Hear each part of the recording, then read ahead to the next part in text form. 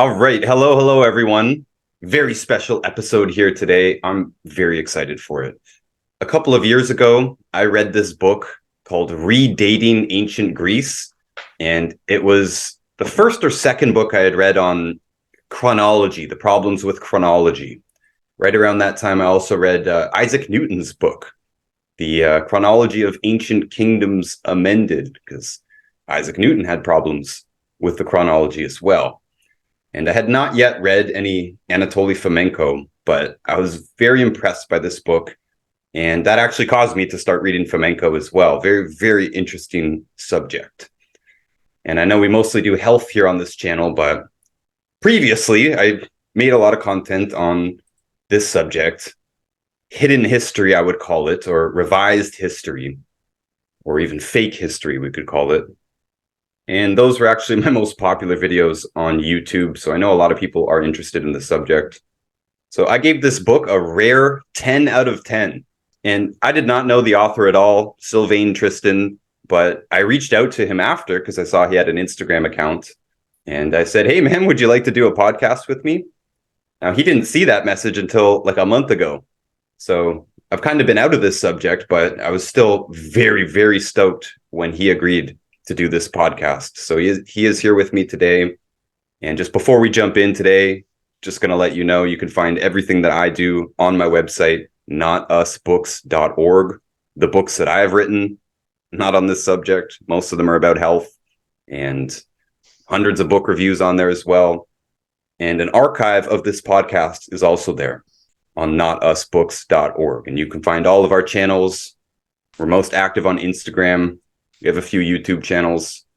And since I will actually be posting this to YouTube, just want to let you guys know why I haven't been active there, because our main channel got demonetized, and many of our lectures, it's a health channel, many of our lectures keep getting taken down one by one. Every week I get a notification that a new video has been taken down. So I haven't been happy with YouTube, and I haven't really wanted to contribute to what they're doing, suppressing health information.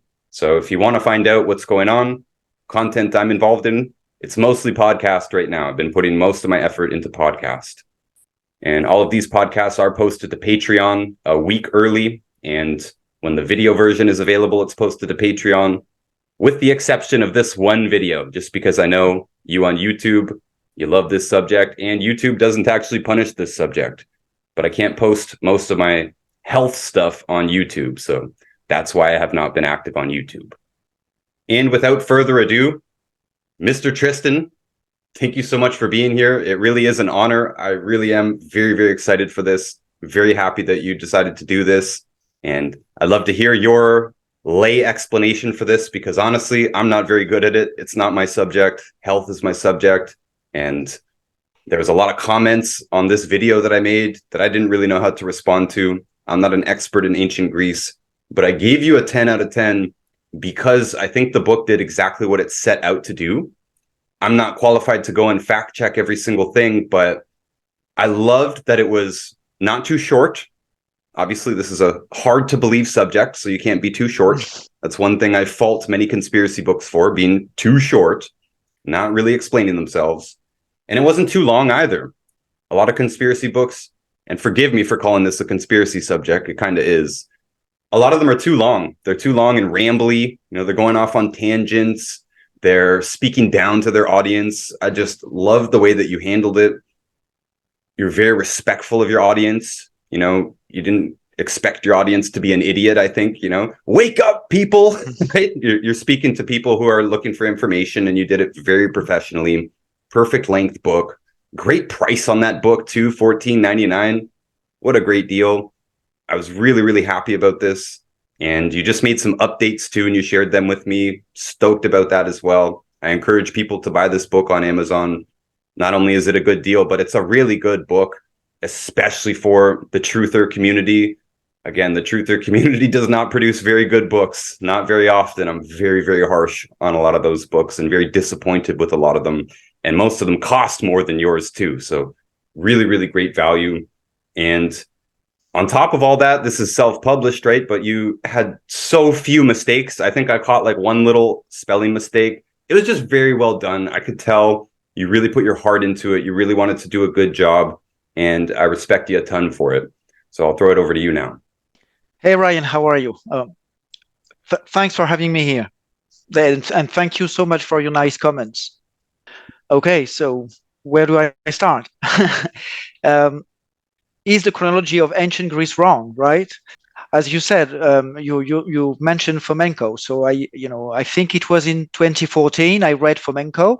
I mean one book first, and then I read a second. And at the beginning, I thought it was crackpot theory. I couldn't believe it right away. But then after some time, after reading, a few chapters, I began to wonder, wow, what if all this is true? I mean, there are so many things that have had bothered me about chronology for a long time, yeah, for decades, ever since when I was a child. Even I remember I was wondering, how come we have these Middle Ages, like 1,000 years where not like nothing happened, but so little seems to have happened during the Middle Ages. So there are so many things that are strange about chronology, like antiquity, the ancient world. So many things happened, and then 1,000 years later, the Renaissance. Suddenly, everything seems to happen again. So, what has been going on for 1,000 years? Have people been sleeping all that time? And so suddenly it started to make sense. When I read Fomenko, I started to think, wow, this could be true. And especially, his chapter about ancient Greece, really interested me because he was pointing out similarities between medieval Greece and ancient Greece. So I started to check, to do my own research, and I started to compare these two periods. And the more I was looking, the more I could find. So that's why today I have this book, because there's and I keep, every now and then I keep, stumbling on something else, a new thing, new, confirmation that Fomenko had not been dreaming. And so there is something about chronology which is blatantly wrong. It's not only Greece, of course, but I wanted to focus on something. And as I was interested in Greece, I thought of it as a good starting point to have an in-depth study of Greek chronology. So that's why I started comparing events. So my question is the chronology of ancient Greece wrong? An investigation through time. So, much of what I'm going to say, I mean, everything I'm going to say is in the book. So there's much more in the book redating ancient Greece. But today we're going to cover, a few interesting points. So the two periods I'm going to compare, as I said, are the so-called ancient Greece. So the question is it really ancient? So this ancient Greece runs from about 800 to 200 BC, and the second period I'm going to compare study is medieval Greece or Renaissance Greece, which runs from 1000, roughly 1000 to 1600 AD. So as you can see, there is a difference, a gap of 1800 years in between the two periods. And I'm asking you to bear this, figure in mind, 1800 years or 1800 years, because as we're going to see, it's going to crop up all the time. When we study the chronology of Greece, we're going to see that these two periods are very similar or quite similar. So the first example I would like to bring about is, scholars say that in the 8th century BC, the term Hellenes was created or introduced, which is another name for the Greeks, of course, Hellenes. And strangely enough, this name seems to have, vanished for centuries. And I bought a book by I think his name is Nicholas Doumanis, called A History of Greece. He's a Greek American, and he wrote a book. And he, at some point in the book, he says that in the 11th century AD, the term Hellene, which quote had fallen into disuse for centuries, suddenly recovers its ancient meaning. So what you can see is that if we take the time gap between the 8th century BC and the 11th century AD, it's exactly 1800 years. So, which is the first clue that something is going on here. So, it's either that things are repeating themselves, or that the more ancient Greece, or what we call ancient Greece, is actually what I call a phantom, or what Fomenko actually calls a phantom reflection of the real Greece, medieval Greece. So another clue that I found is phantom, like a duplicate. This is a big part of Fomenko's thing. He's not saying that these events are fake. He's saying that they're just duplicated. They happened most likely recently, and then they're written into history in duplicate form, maybe slightly different, but the same events repeat themselves. And he's saying it's the newest ones that are most likely the real ones. Exactly. So what is generally thought when we, in the field of so-called new chronology, is that around the 16th, 17th century, when a guy, a French guy of Italian origins called Scaliger, began to create a world's chronology, he either made mistakes or he deliberately made a fake chronology. So let's say he made a mistake. So he misdated Greece by a staggering 1800 years. That's why we have these duplicates. So as you said, everything must have happened much more recently than usually thought. So the second example I'd like to bring about is about the Olympic Games. The first Greek Olympic Games are said to have occurred in 776 BC. Now, is it just a coincidence? But when you look at when you go to Scotland, where you have still today the so-called Highland Games, well, they're said to have existed since the year 1040 AD, so about 1,000 years ago. And strangely enough, the time gap between the two periods is 1,816 years. So as you see, we are very, very close to the 1,800-year gap we were talking about. So is that just a coincidence if the Highland Games were invented at this time, about 1,000 years ago? Or, well, did Scotland influence Greece, or Greece maybe influenced Scotland? It's either way, but at some point, but not, in the remote antiquity, but maybe just 1,000 years ago. So the Highland Games, the first Highland Games, might really have been the first Olympics. Well, yes, it might have been the first Olympics, and then they were exported to Greece.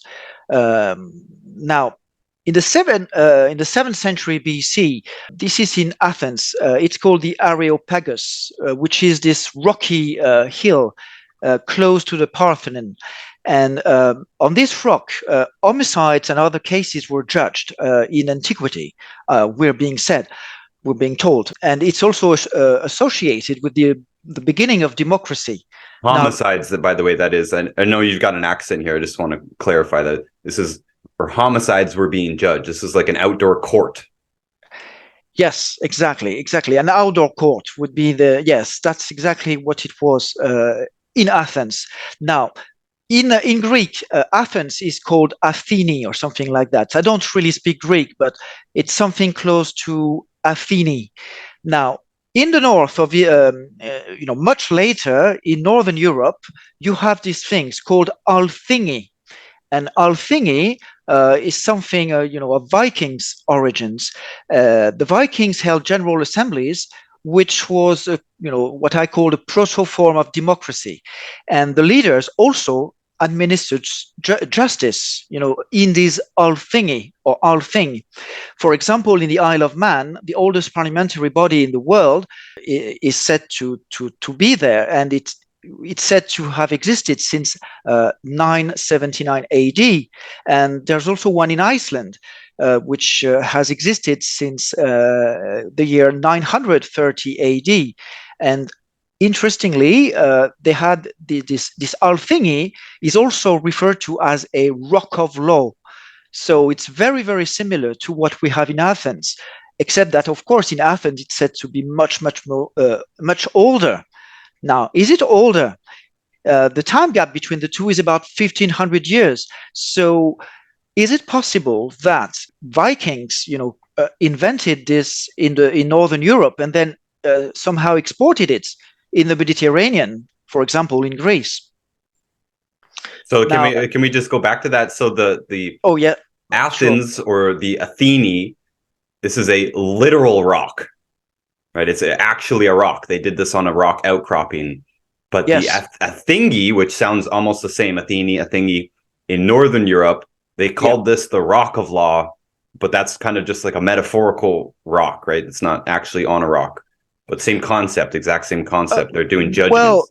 no, it's not only metaphorical because I think that at least some of them, some Althingis in Northern Europe, there was actually a rock, and I think this rock, real rock, solid rock, was a place where they would gather, and they would stand on the rock and judge things. So I think it's a real rock in both cases. Now, interestingly, in the 12th century AD, Normans, they went to Greece. Now, first the Vikings, invaded the Mediterranean, and then the Normans. And the Normans means Northmen, so it's very similar to the Vikings. Now, we're said that between 1081 and 1149, the Normans swept across the Mediterranean and destroyed Thebes and Corinth, and interestingly, in 1146 AD, we are being told that they spared Athens because, quote, the Athenians perhaps owed their immunity on this occasion to their insignificance. So this is not me, but William Miller, a historian, I think it's a 19th century British historian. He said that, in about 1,000 years ago, not even that, Athens was insignificant. It was a very small city. So traditionally, ancient Greece is about 2,500 years old. So Athens was a very big city more than 2,000 years ago. Now, how could it be insignificant just 1,000 years from today? That's a big mystery. So the question is, was Athens founded just 1,000 years ago or under 1,000 years ago? Now, Solon is someone, a very famous Athenian that is considered to be the father of democracy. He created a popular court open to everybody, every citizen in Athens. Now, 1,800 years later, a tribe, coming from Germany or northern France, we're not exactly sure, but let's say northwestern Europe, Franks began to occupy Greece, and in 1204, a man called Otho de la Roche, which means, by the way, from the rock or of the rock, invading Athens. And then another guy called William of Champlitte founded what is called the Principality of I don't know, I'm not sure how you pronounce this, Achaia. Well, it's in the Peloponnese anyway. And Nicholas of Saint Omer also invaded Thebes in Greece. So Franks invaded Thebes exactly 1,800 years after Solon's reform.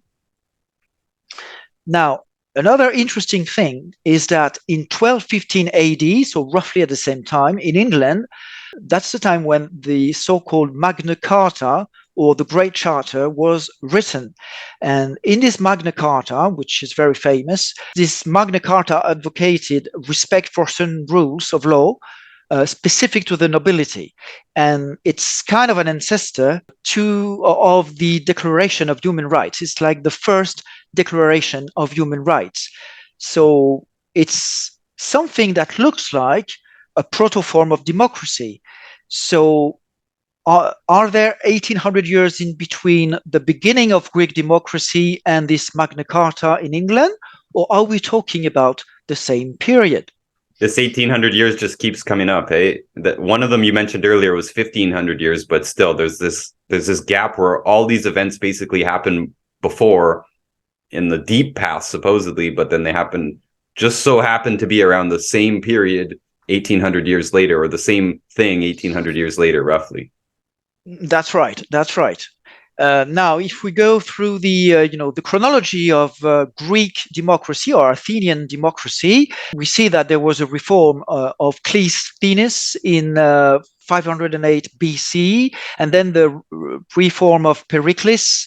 So basically, it meant that there was equality of all before the law in Athens, which was an additional step in democracy. And with Pericles, even the poorest citizens in Athens could, participate in the debates. So, scholars usually say that around, the mid 5th century BC in Athens, it was the peak of democracy. Now, 1805 years later in England, we have this notion of equality as well. Now, with the Magna Carta, because the notions of equality are introduced with this Magna Carta. So it's almost exactly 1800 years later. Now, another thing which is very interesting is the term polis. Polis in Greek means city. And so polis, or the plural is polis, they started to appear in Greece in 700 BC. Now, exactly 1800 years later, after centuries of absence, again, Nicholas Doumanis, the historian I was talking about earlier, in his book notes that police kind of re-emerge in Greece, after disappearing completely for centuries. So again, they choose to reappear in Greece 1800 years later, not 1500, not 2000 years later, 1800 years later. So that's a very, very strange coincidence, isn't it? Can I jump in and mention something Sure. about art here as well? I'm into art. In a previous lifetime, I would have introduced myself as an artist. But yeah, we have this dark ages in art as well, where art supposedly flourished in the ancient times, ancient Greece, ancient Rome, but then it just totally disappeared for over 1,000 years. But then, interestingly, you see a very linear evolution, like in the late dark ages. It's very simple art, and you can tell that people are using the same kind of systems and the same pigments and stuff like that. And then it evolves into another peak in the Renaissance, and then we have the standard history of art since then. But it was like really good way back in the ancient world, and then it went back to being really primitive, or it disappeared completely for 1,000+ years. And then you get primitive art, and you see basically the art world learning together, mastering certain things, developing new pigments and new techniques.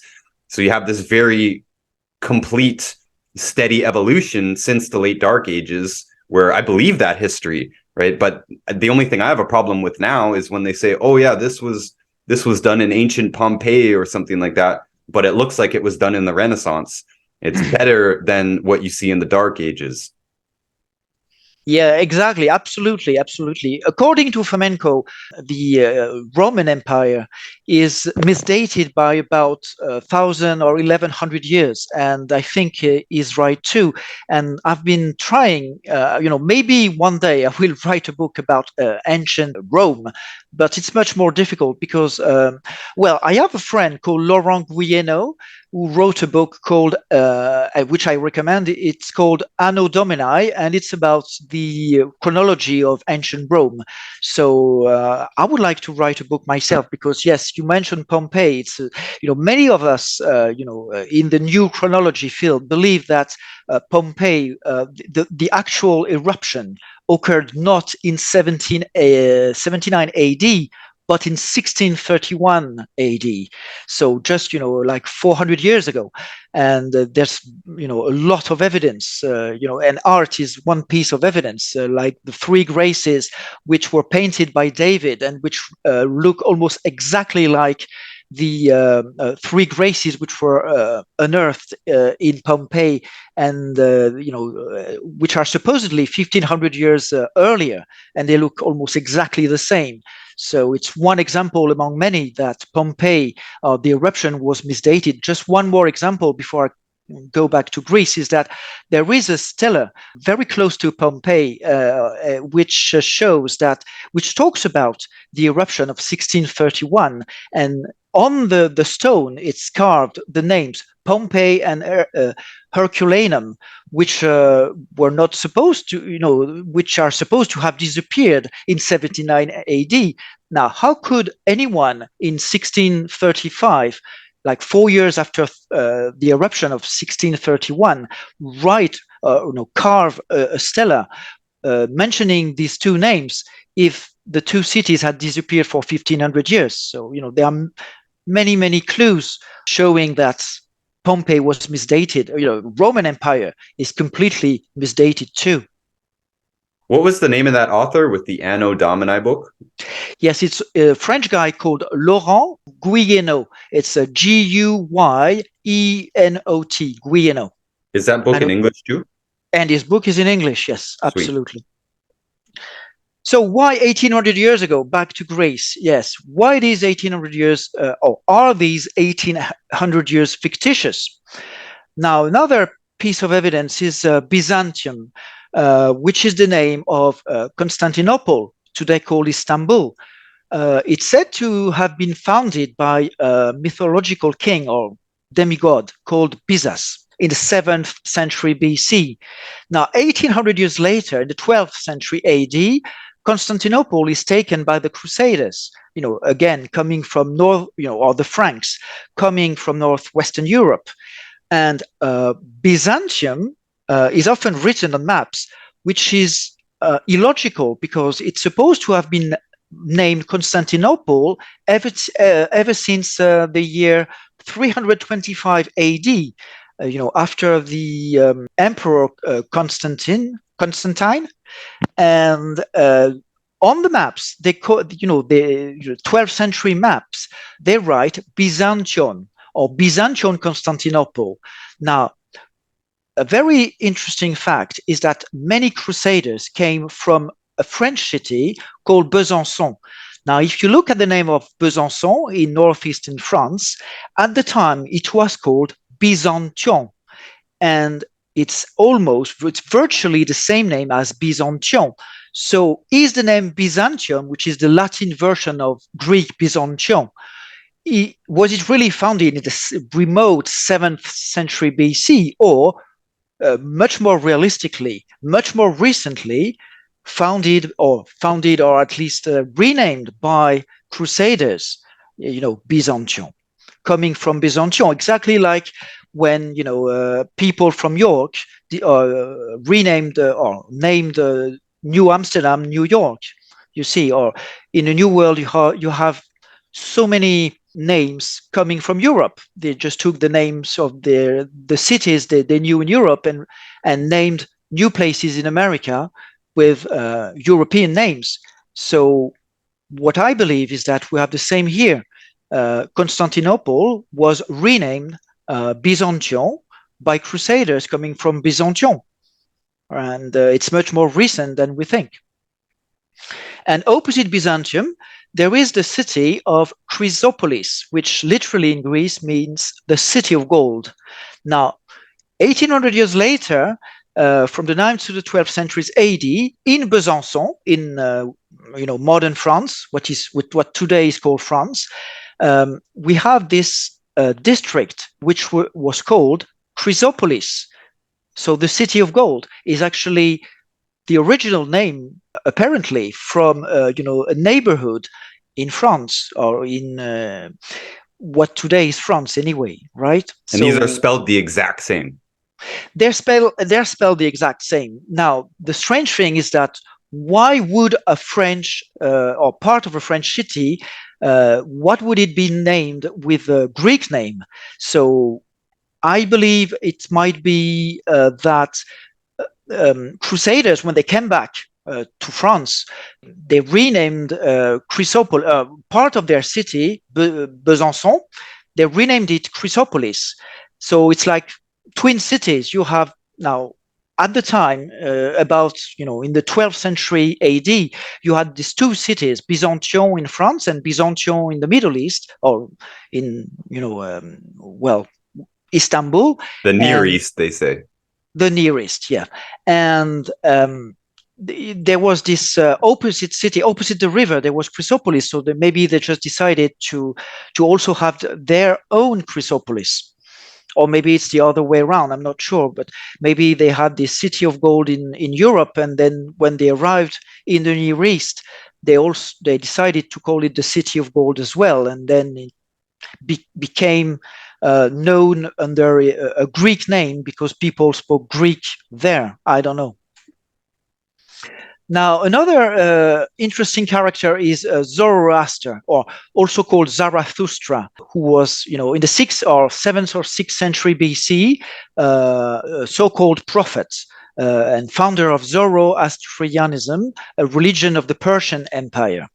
Now, 1800 years later, in the 12th century AD, we have Sohrawardi, a Persian philosopher and a mystic who, we are being told, synthesizes the Zoroastrian heritage.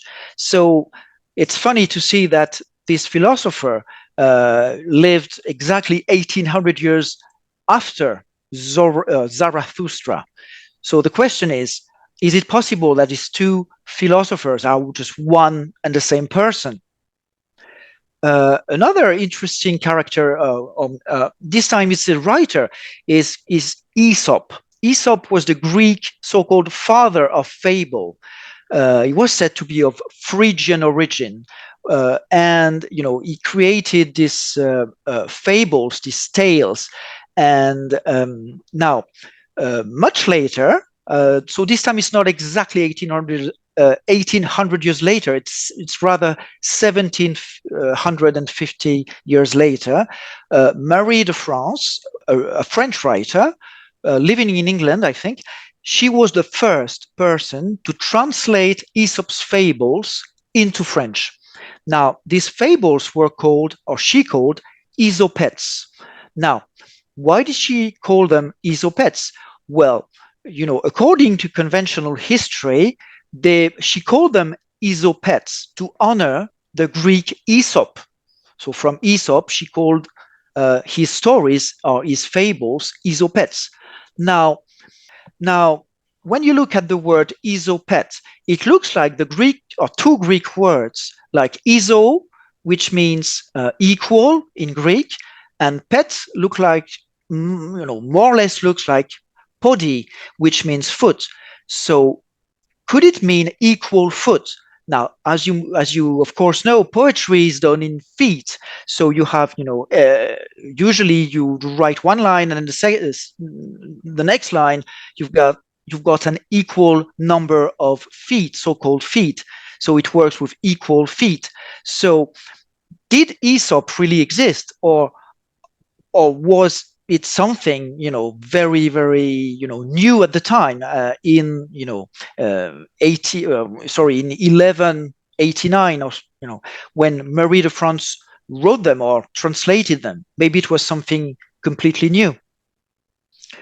Now we're getting to Homer. So Homer, of course, is the writer, or not the writer because he didn't write anything, but Homer is this blind poet or bard who's very famous for his oral stories, the Odyssey and the Iliad. Now, in the 13th century AD, in Greece, the so-called Saint Homers came. They were part of the Franks who ruled over Greece. So it was a very preeminent family coming from the northern, a city in northern France called Saint Omer. And Saint Omer, it's called Saint Omer because people say there was a bishop who was also blind. So just like Homer, the Greek poet or the Greek bard, this Saint Omer, who gave the name to the city Saint Omer, from where the family of Saint Omer came from, was blind too. So was there really a man called Homer in the 6th century BC or before? Or is it just a phantom reflection, a duplicate of the Saint Omer family, which ruled over Greece in the 13th century AD? And when you look at Greek history, you don't find any either Homer or Homer anywhere, except in the 6th century BC or before, this Homer, and in the 13th century AD, the St. Homers. That's it. So coincidence again, 1800 years. Now you're showing here a statue of Homer, and most or all of these Greek figures have statues made of them. So you think those statues would have been made also 1800 years later? Like these are Renaissance statues? Oh, absolutely. I do not believe a minute that anything is that ancient in Greece. I mean, nothing, according to what my studies, nothing can be 2500 years old. They had to be made at the Renaissance. And when you study, the more I study, the more I see that everything happened between roughly 1000 AD and 1600 AD. So it's probably all these statues are probably and by the way, they're typically Renaissance style. The way they are made, they're so Very beautiful. much so. Yeah, and the way they had to know the muscles of the human body, and of course they were discovered really during the Renaissance. Another great example of art having this dark ages here, because these ancient statues are wonderful. They're gorgeous. They're intricately detailed from the hair to some of them are wearing veils and jewelry, and it's all perfectly carved. The musculature and the anatomy is perfect.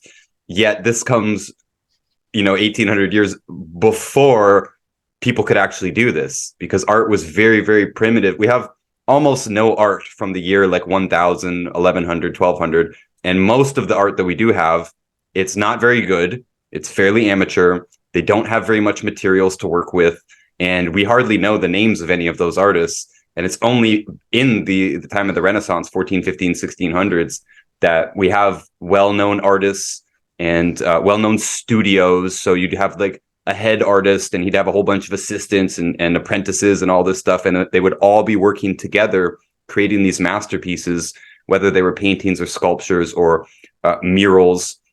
But I find it very, very interesting that the statues of the ancient world were just beautiful. And then we got all these crummy statues and crummy paintings and crummy murals until the Renaissance comes along and real mastery comes into play. And I doubt also that they would live that long, that they wouldn't be weathered down and stuff. Like we're talking super ancient things where you look at the cities of these places and they're all like crumbled ruins. How did the statues survive so well? And this is soft rock, right? It's carvable rock. So it should not withstand that much weathering and looting and pillaging and all this stuff that supposedly happened, especially in the Dark Ages, where they say a lot of this stuff was deconstructed. That's one of the excuses they give for the ruins and stuff. Oh, in the Dark Ages, everything went crazy and they looted and pillaged and took bricks from this and rebuilt this and all this stuff. So why do all these statues survive, almost all of them in perfect condition? Yes, exactly. It doesn't hold water. And the same for, you're talking about art, is the same for science. Anatomy, was really studied, started to be studied during the Renaissance. It's the same thing.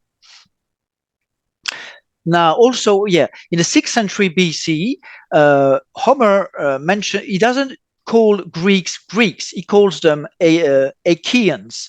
Now, in the 13th century AD, the Franks, as I said, founded the Principality of Achaia.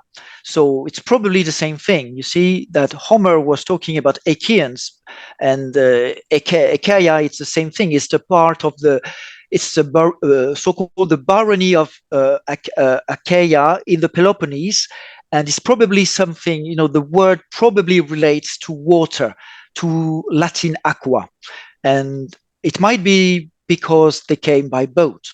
1800 years later, are we talking about one and the same era?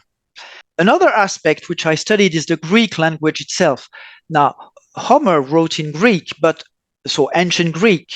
Now, ancient Greek is different from modern Greek, but it's not that different.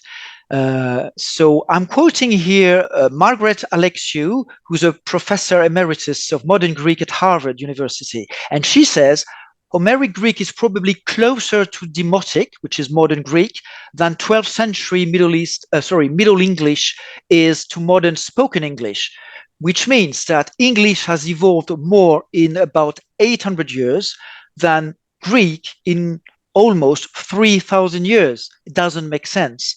So, even scholars are surprised that Greek evolved so slowly.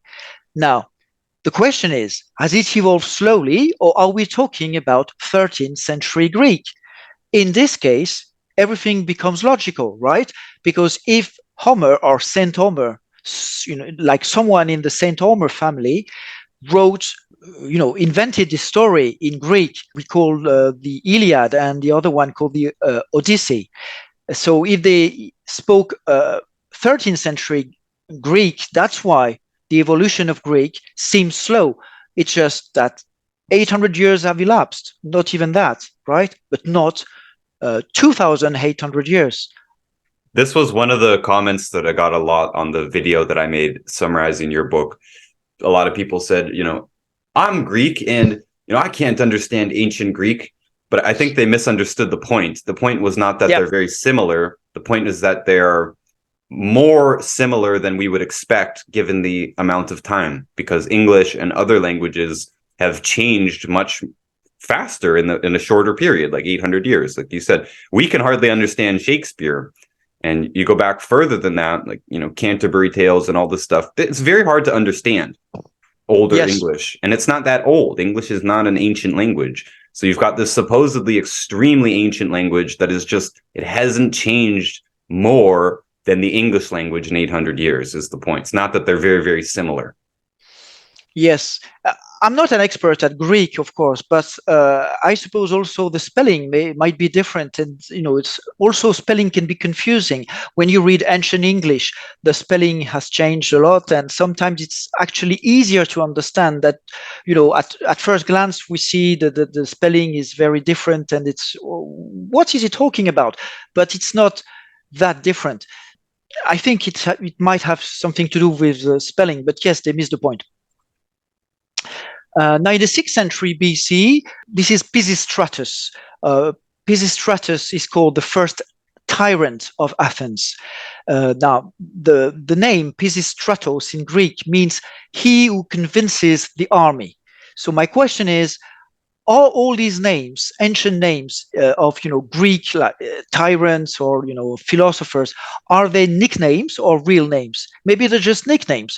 So the first tyrant is his name coincidentally is the man who convinces the army. So maybe it's just a nickname. Now in the 13th century AD, Otto de la Roche takes Athens. So he's the first Frankish Duke of Athens and Thebes, is the Lord of Athens. And of course, this is the definition of a tyrant because he was coming from Western Europe and he arrived and he took Athens. So it has to be a tyrant. So we have two tyrants, or not just two, but two sets of tyrants, almost exactly 1,800 years apart. Okay, here it's, to be fair, it's 1,775 years apart. But then I've got two pieces of evidence.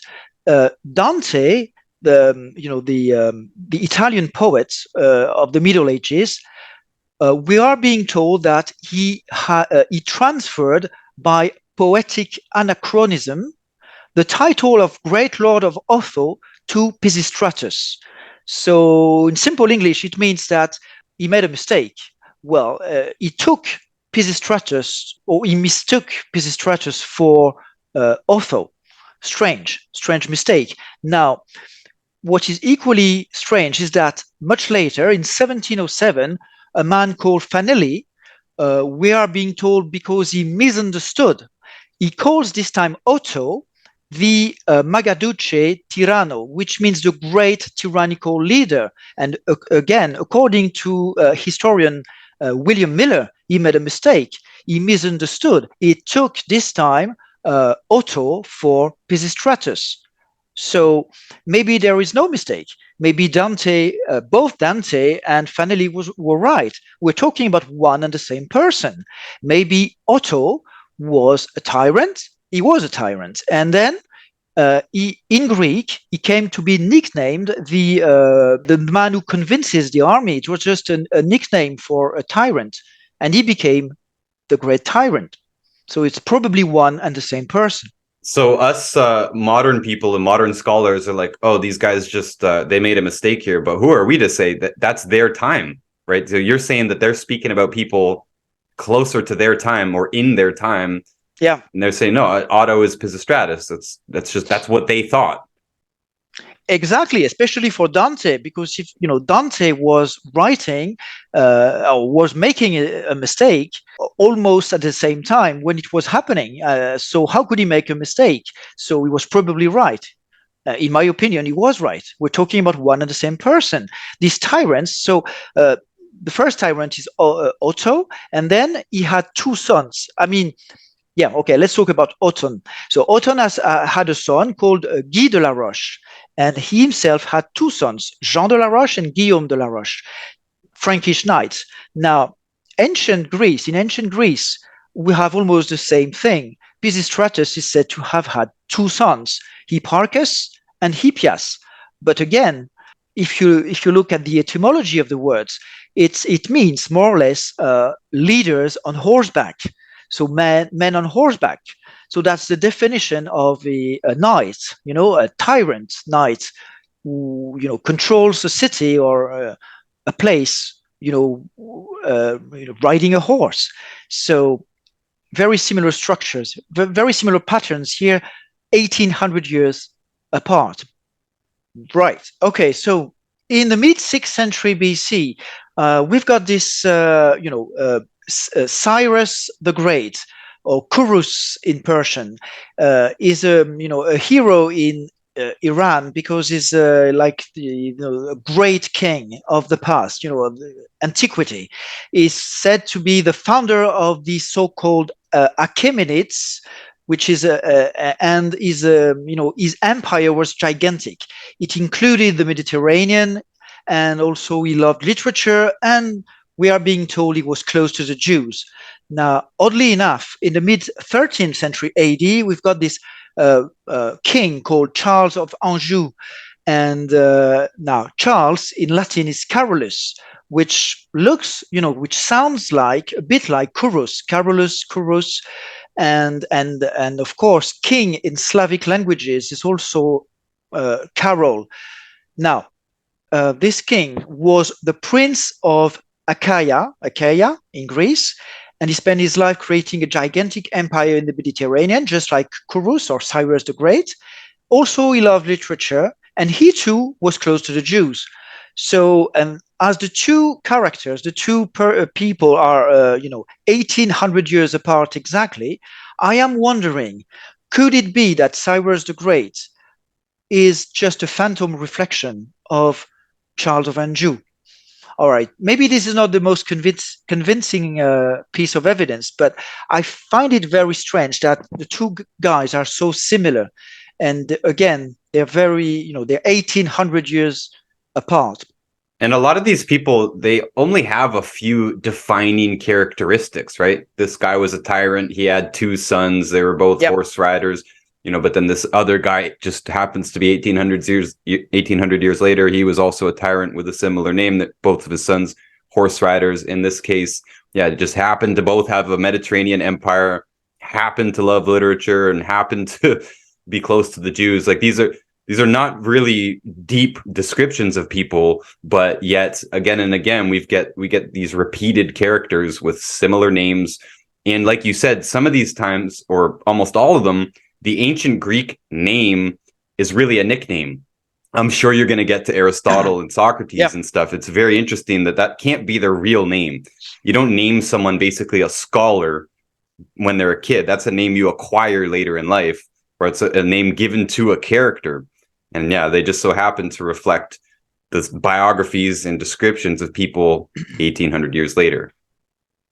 Yes, and what's striking is that when you study history, some people, they say, okay, you're comparing two things, but very different people, because when you look at the details, they're all different. Everything seems different, but what sticks out is that the main traits of these characters are the same. So the details are different, but the main things they have done in life are the same. So to me, it's a clue that much of what we've learned is not true. It's like it's fiction, it's myth, it's mythical, or it was deliberately or not. It was added later, or it was we made mistake. But the basic things, the most important aspects of these characters are the same. So in this case, it tells us that well, they're probably one and the same, or maybe some of part of what Cyrus the Great was. They took it from Charles of Anjou anyway. Now let's talk about Pythagoras. Now he's sometimes credited with the discovery of the golden ratio, phi, but it was rather the Pythagoreans, his students later, who studied it first. Now, what matters here is that the facade of the Parthenon seems to follow the golden proportion, so the golden ratio. Now, in the Middle Ages, it was Leonardo de Pisa who introduced the golden ratio in his book Liber Abaci in 1202. And, well, he also introduced Indo-Arabic numerals in Europe. So this happened pretty late because it was in the early 13th century. Now, interestingly, in 1260, a man called Campanus of Novara demonstrated that phi, the golden ratio, was irrational. Now, if you subtract 1800 years from the year 1260 AD, you end up with 540 BC, which is the time when Pythagoras was 40 years old. Now, the usual question is, did Pythagoras truly live in the 13th century AD? Which would make sense. And by the way, for the listeners, the Leonardo da Pisa is Leonardo Fibonacci. Lots of people are familiar with the Fibonacci sequence here. So this is what we're saying. The Fibonacci sequence, so-called the golden ratio, is credited to Pythagoras or the Pythagoreans, but 1800 years later is when this guy who we actually call Leonardo Fibonacci supposedly came up with it. Exactly. Now, let's talk about a battle. In 480 BC, there is the very famous Battle of Thermopylae. I'm not sure of the pronunciation. It opposed King Leonidas, a Greek, to King Xerxes, a Persian, and it's said to have involved hundreds of thousands of men. And it's about, there is a very famous film called 300, or even two of them made in Hollywood.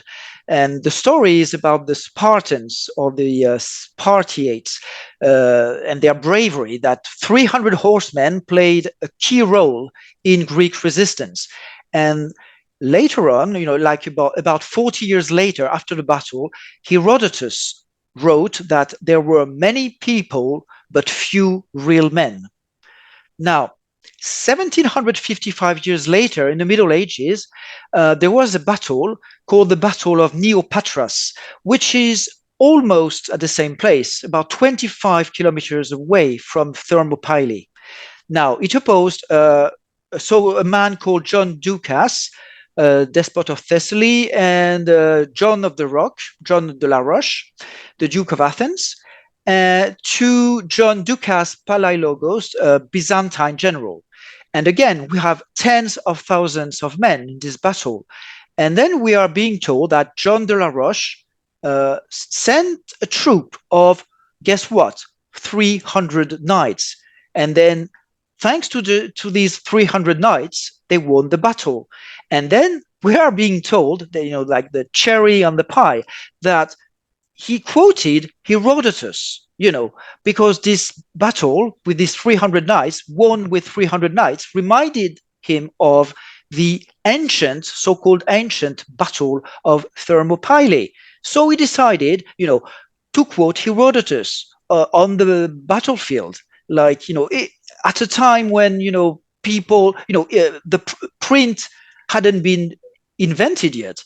So I find it very, very amusing, that are we talking about one and the same battle? I think so. Now let's talk about Socrates. Yeah, the Greek philosopher. So of course he was the professor of Plato, whom he influenced, and he was sentenced to death at Hemlock for impiety, atheism, and the creation of new deities.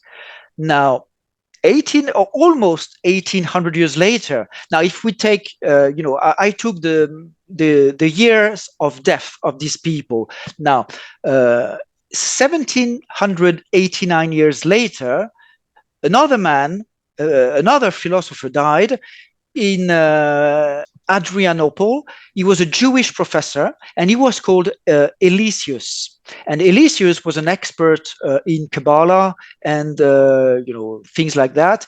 And he was a professor, and he was not the professor of Plato, but of another philosopher who was called Pletho or Plethon. So virtually the same name as Plato.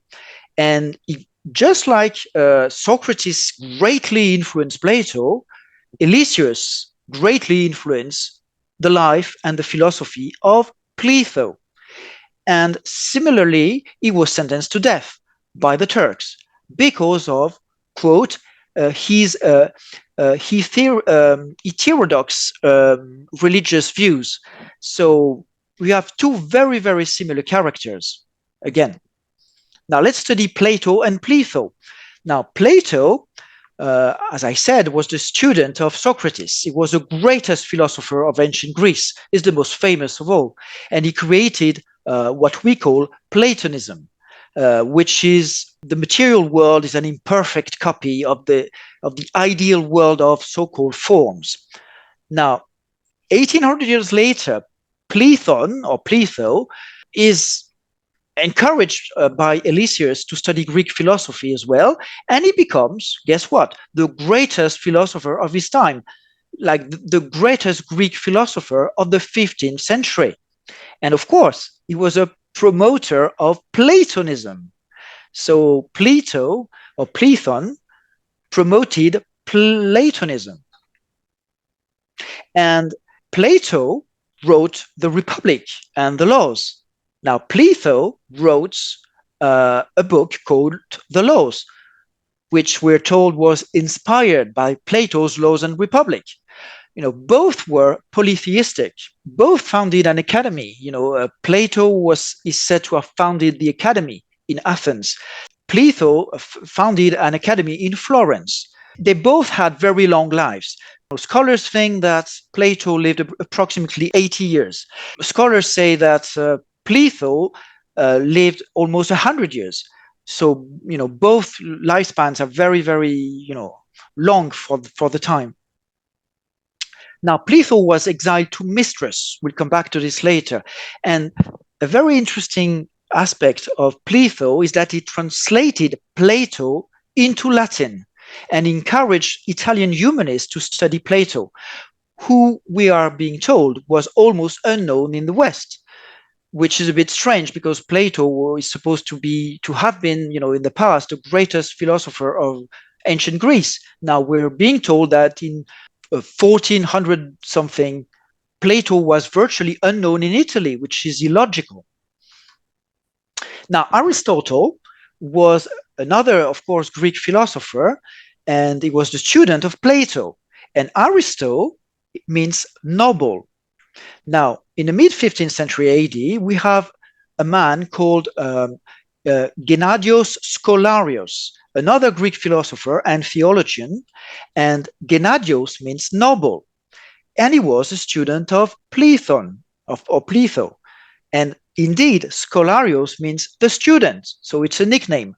So my question is Scholarios Aristotle? It looks like it's one and the same guy. So we have these three philosophers, 1800 years apart, who look exactly the same. So look at the death. Scholarios died 1795 years exactly after Aristotle. And this was like the most convincing thing for me, by the way, because it's not just one figure who happens to match up with another figure 1800 years earlier. You've got three figures in a row, right? You've got the teacher who didn't write anything and who was sentenced to death. You've got their very famous student who became the most famous philosopher of their time. And then you've got the student of that student, all of which line up basically in the meanings of their names and the general outline of their life. Very, very interesting. The odds of this happening by chance, by accident, or by this being real, to me is zero, close to zero. These seem totally phantom duplicates of people who lived around the 15th century. Yeah, same for me. Virtually impossible. Yes, that such so many coincidences. I'm not buying that. So it has to be they have to be the same. Oh yeah, and it's not finished. Aristotle creates a philosophy called empiricism. So he opposes Plato. He opposes his teacher, and he lived during the siege of Byzantium, which is Constantinople. Now, at the request of Philip II, the man who laid siege to Byzantium at the time, in ancient times, he becomes the tutor of Alexander the Great, who was the son of Philip II. Now, if you jump 1795 years ahead, Scholarius, his duplicate, was a staunch defender of Aristotle. So Plato defended Plato, and Scholarius defended Aristotle. So same thing, same life. He opposes Plato and condemns him for his polytheistic and pagan beliefs. And he was appointed patriarch of Constantinople by Mehmet II. So it's not Philip II, but it's Mehmet II, the Sultan in Constantinople, the man who took Constantinople in 1453. So this happens almost exactly 1800 years later. Almost exactly the same thing, same place, philosophers, same opposition. Well, it defies common sense to believe that this would be a coincidence. So the question is, why, yet again, did all these people live almost exactly 1800 years apart? Are Socrates, Plato, and Aristotle actually Elesius, Platon, and Scholarius? And is Plato the pseudonym of Platon, threatened by the Turks and forced into exile? Because, as I said, Platon was forced into exile because his teacher had been, killed by the Turks. So he didn't want to end up killed. So he exiled himself in the Peloponnese, and as I said, in a city called Mistrus. And maybe because he didn't want to endanger his own life, maybe he created Plato, and maybe it was his pseudo, so which was very convenient. Now, if the Turks would say, okay, we don't like what you're writing, he could say, well, I'm not talking, it's not me, it's Plato. So maybe it's just a pseudo. I'm not, I'm still not sure whether Plato and Plato are, it's one and the same person, or if Plato is just a pseudo used by Platon. Now, in 432 BC, the Parthenon on the Acropolis was inaugurated. Now, 1825 years later, in 1393, Nero the First Acciaioli, the Duke of Athens, we are told bequeaths Athens to the Church and of the Madonna of the Parthenon. So the question is, was the Parthenon a brand new building at his time? He wished to be buried there. Let's study a bit more about, let's study the Parthenon.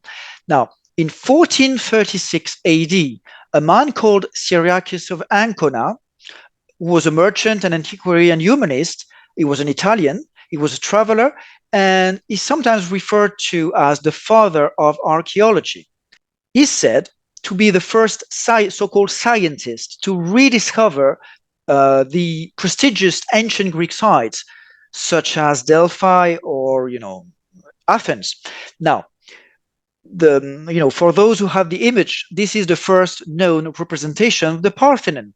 Okay, so Cyriacus of Ancona drew in 1436 the first known or surviving representation of the Parthenon.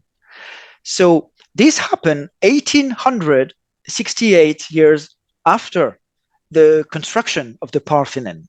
So no one remembered the Parthenon for 1800 years, and no one took note of it. No one wrote about it. No one drew it. No one painted it. Exactly. Look, now let's quote William Miller again, the historian. Now, according to him, I am quoting here. We have the first, in 1380 AD, we have, according to him, the first allusion in the whole range of the history of Frankish Athens to the classic beauties of the Acropolis. Now, according to him, the King of Aragon raved the most precious jewel that exists in the world, and such that all the kings of Christendom together could in vain imitate. Now, what he says here is that from 1204 to 1380, so for about 175 years, no one mentioned the Parthenon. So, question is, did really 1812 years elapse, or was the Parthenon only 12 years old when it was first mentioned in 1368, in 1380? So, in other words, was the Parthenon constructed around 1368? This would make sense. That's why nobody talked about it before. Now, around 1395, the Italian notary Niccolo de Martoni speaks of his visits to what he calls the Church of St. Mary, which is the Parthenon in Athens. Now, according to Miller, this is the very first account which any traveler has left us from personal observation of its condition during the Frankish period. Now, before that, the Acropolis was generally referred to as the castle or the fort of Athens. Right. Now, Mary, of course, is the Virgin. What does Parthenon mean? It means the apartments of the Virgin in Greek. Parthenos, right. Parthenos being the Virgin. So that's why it's called St. Mary, because it's the Virgin. What probably happened is that what we today call the Parthenon was built in the Middle Ages, and it was a church dedicated to the Virgin Mary. So that's why it's called the apartments of the Virgin, which is its Greek name, and it's not ancient, but it's something from the late 14th century, most probably. So it was not 1827 years old at the time. It was probably just 27 years old. It was brand new, almost brand new at the time.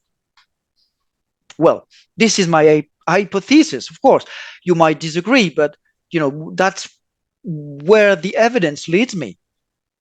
And the golden ratio used in the Parthenon, remember that Campanus of Novara in 1260 was one of the very first Westerners to be interested in phi. Right. So did it really happen like something like 1700 years later, or merely 108 years before? Meaning that if the Parthenon was built with phi, the golden ratio, maybe it's just because it had been known for about a century. So now, how could they use the golden ratio in 400 BC if nobody knew about the golden ratio? And another interesting thing about the Parthenon is that there is what scholars called, archaeologists called, the old Parthenon. It's said to have been destroyed by the Persians in 480 BC, when it was not even completed. Now, interestingly, in the Middle Ages, in the 14th century, in the period called the Catalan period, on the Acropolis, the Catalans, coming from Spain, they built a chapel called Saint Bartholomew. Now, in Catalan, Bartholomew is Bartomeu or Berthomeu, which oddly resembles Parthenon. Well, maybe just a coincidence, but I wanted to point that out. So, because the interval between the two is 1801 years, 1801 years.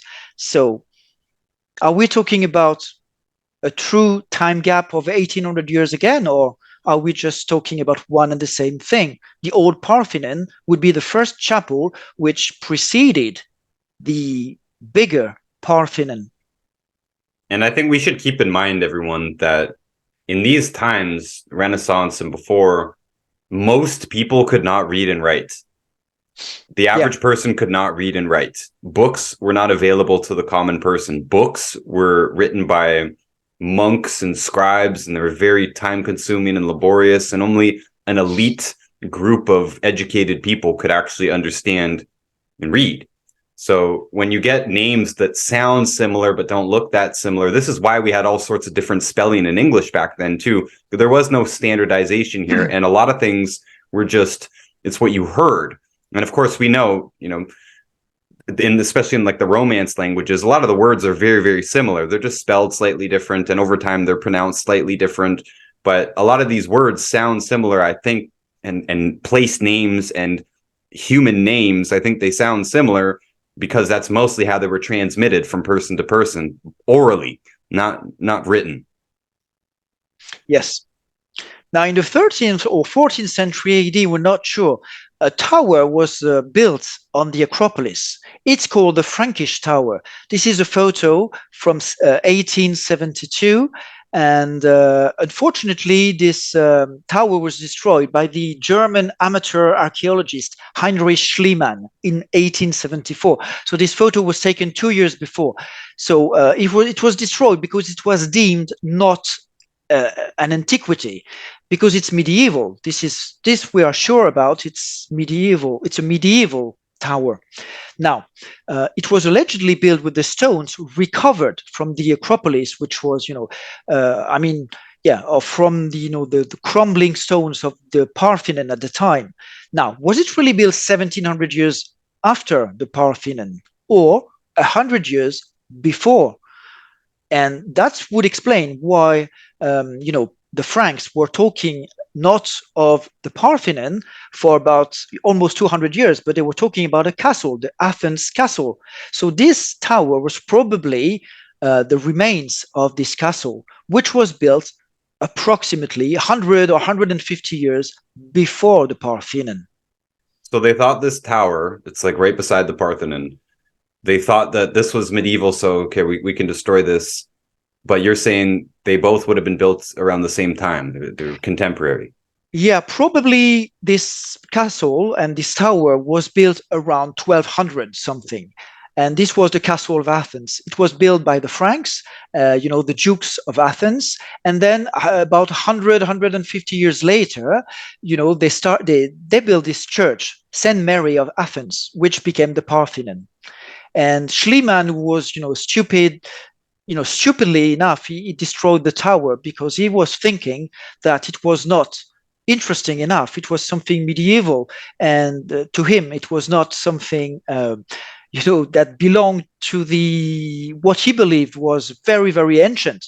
Now, paradoxically, it might be more ancient, older than the Parthenon itself, which is still standing today. Now, why do you think this whole site is in ruins? You think there was a cataclysm somewhere in this time after the 1300s? Oh, no, that's very easy. I think it was the Venetians. Yeah, people from Venice, the fleet of Venice. They destroyed with a cannonball. They destroyed the Parthenon.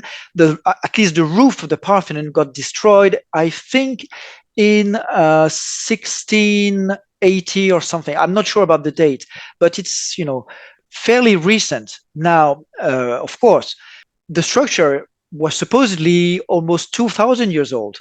Now, I believe it was just a couple of 100 years old when it was destroyed. Now, of course, they rebuilt it now, but or partially. But it was destroyed by Venetians. I think in the late Was it the 16th or 17th century? Well, I'll have to look it up. There are a lot of people who believe that the Black Death, the Black Plague in 1346 or 1347 to 1351 was actually the time of a cataclysm, and it wasn't just a virus. Well, yes, it's very possible. It's something I have to investigate, because there are a lot of things that I can find duplicates also of the plague itself. This Black Death has a duplicate.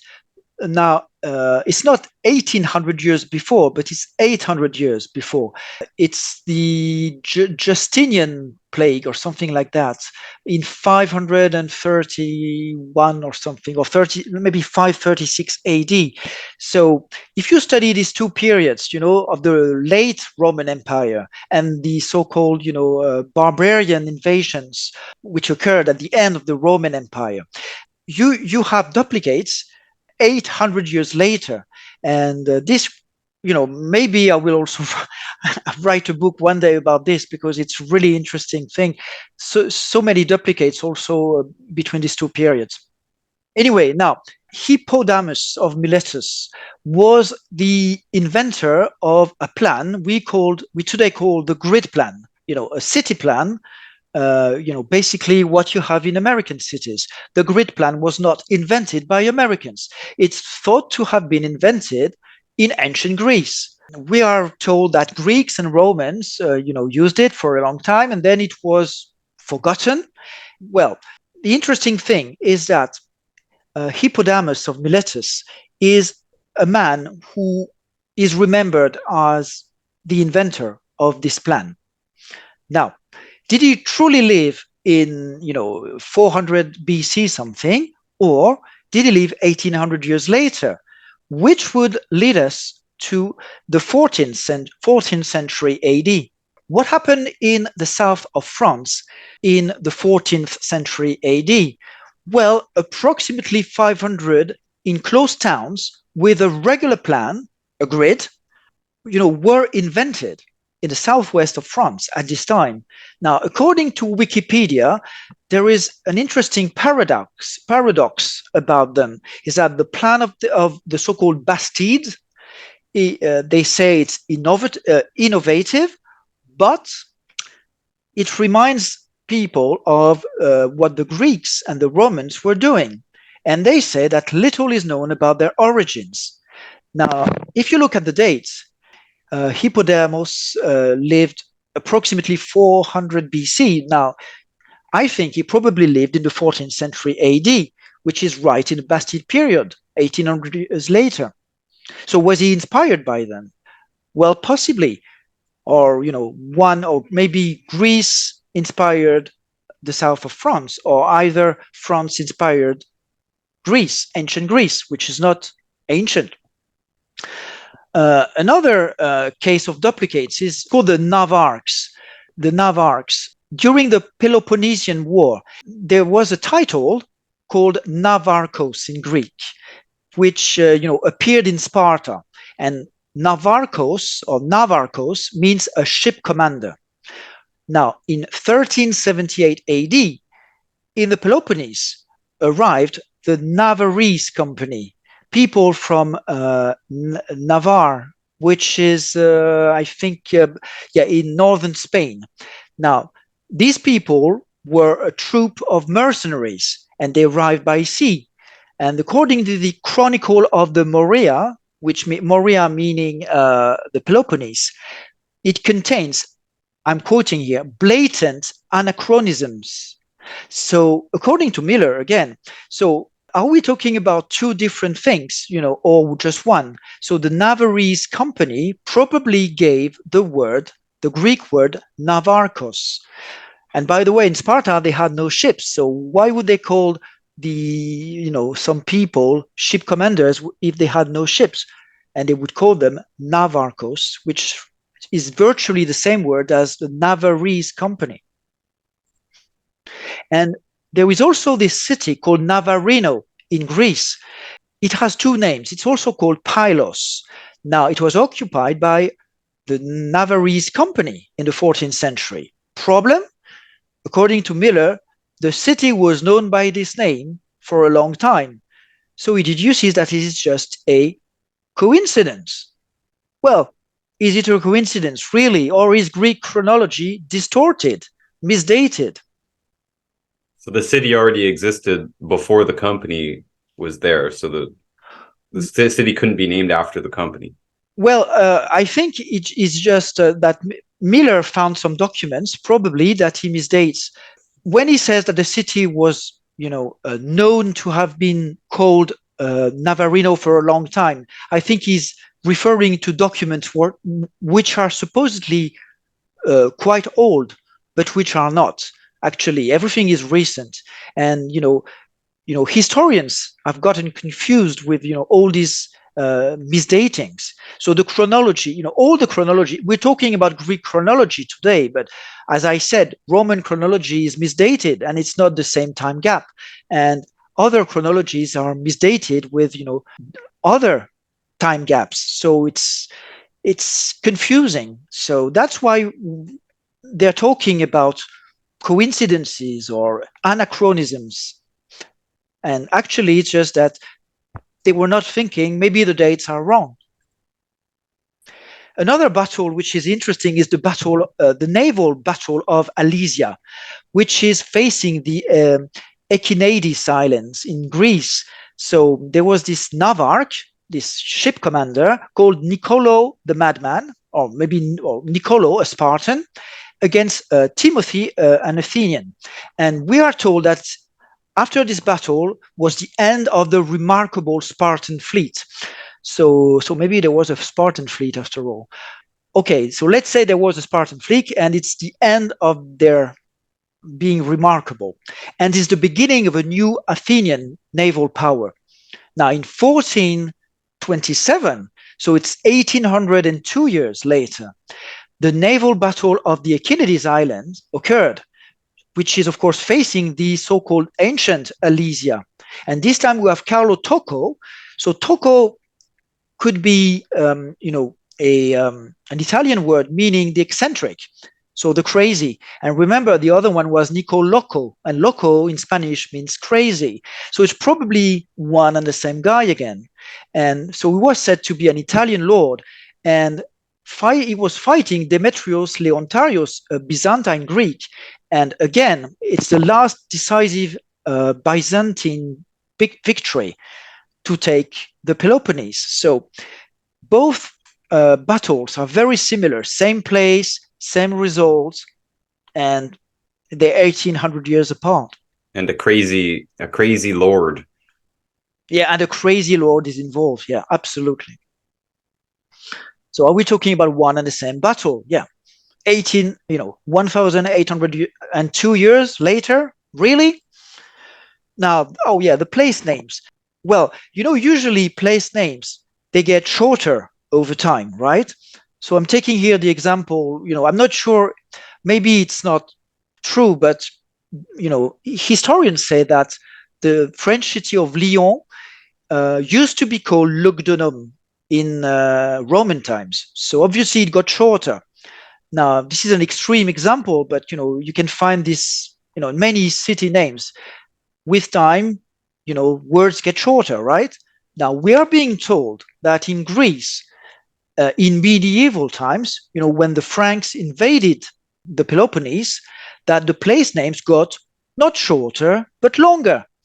So Thebes became, strangely, Estivis, Lemnos became Stalimine, Daphne was expanded into Dalphinet, Samothrake became Saint Mudrake, and Santorini, the island, became Saint Irenis or Irenis. All right, so this is very strange because usually the names get shorter, not longer. So shouldn't we have the opposite reasoning? So maybe these are the names. Estivis is the name given by the Franks, which was reduced to Thebes over time by the Greeks. And Stalimine became shorter, Lemnos. Dalphinet became Daphne. And Saint Madrake became Samothrake.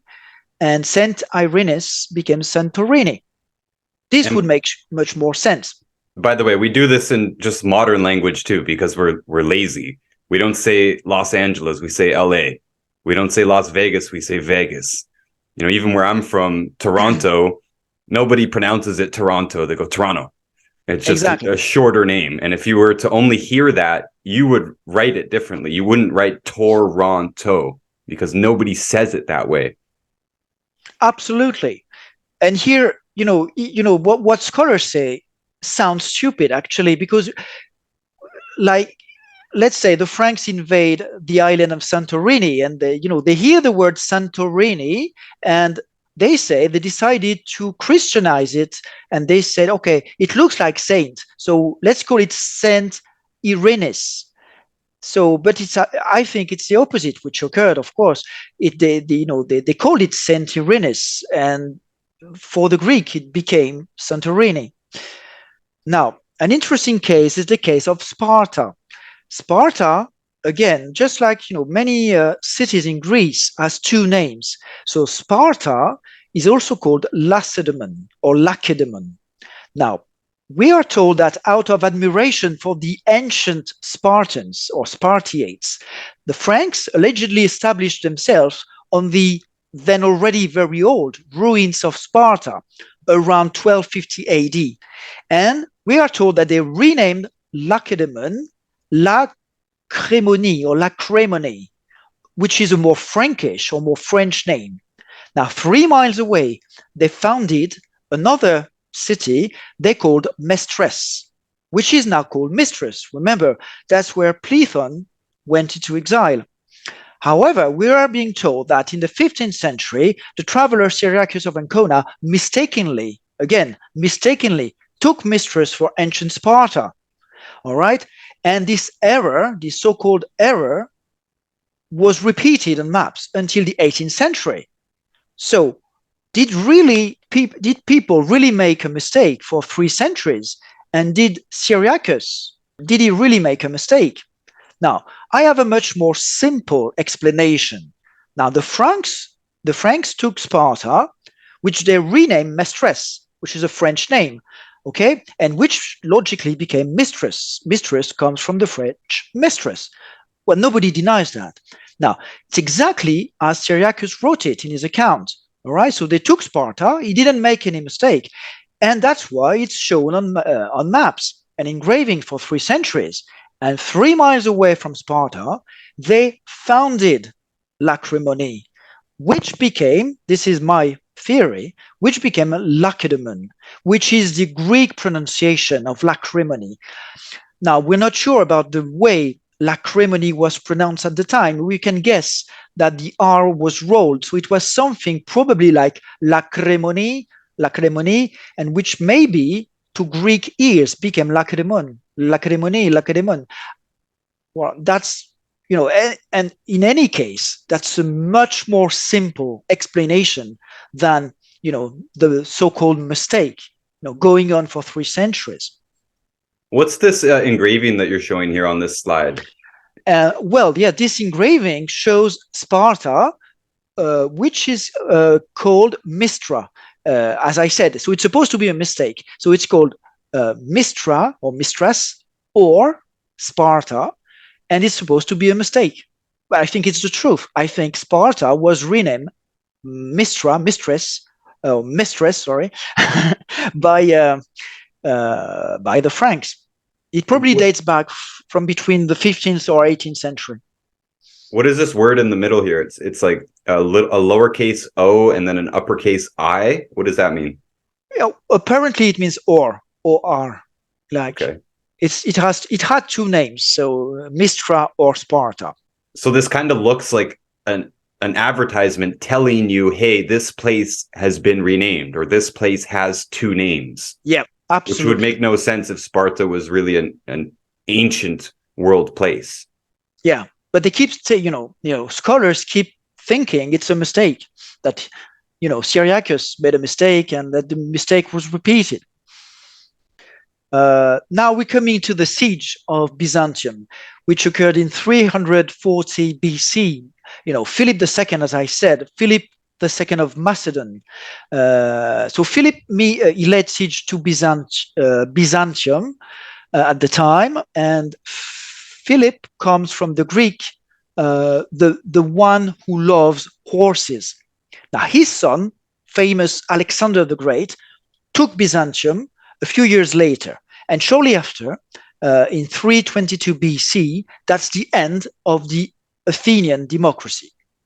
Now, 1787 years later, there was another siege, this time of Constantinople, which of course is the same city, by Murad II. Now, Ottoman Sultan Murad II besieged Constantinople in 1422, and then his son Mehmet II took it in 1453, the famous fall of Constantinople, ending what is today called the Byzantine Empire. Now he's said to have arrived with his white horse in front or maybe inside St. Sophia in Constantinople. And that, of course, is the end of the Greek Constantinople, which became Istanbul. Now, two very, very similar events occurring almost exactly 1800 years apart, once again. So Philip is probably, my guess is that the so-called Philip II is just a nickname, is the man with a horse who took the city. And his real name is, for the father, Murad, and the son, Mehmet II. Now, in the mid-4th century, I just mentioned him, is the time of Alexander the Great. Now, Alexander of Macedonia, so Macedonia, of course, is in northern Greece. Alexander means, literally, in Greek, defender of men. And he's said to have conquered much of Asia. So these two men, Philip II, which literally means lover of horses, and then his son, which means defender of men. Obviously, this sounds like it could not be a coincidence that these are names that were given to them later, that were written onto them, because you wouldn't be named lover of horses and just happen to love horses. Maybe you will, like someone named Plumber might become a plumber. There might be some correlation there, some influence from your name itself.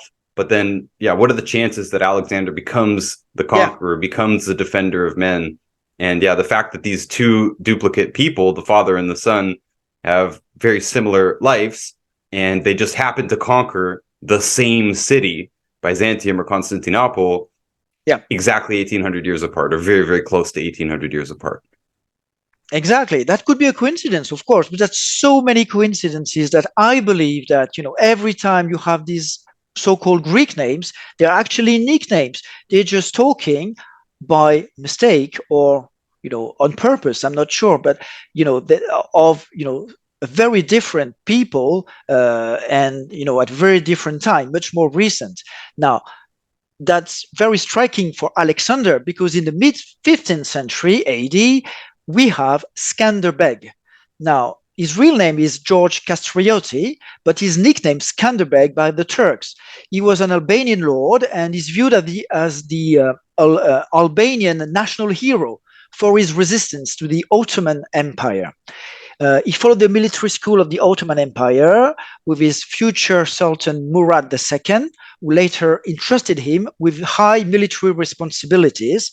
So we have a link here with the people who took Constantinople, just like Alexander. And Skanderbeg won several military victories in Asia.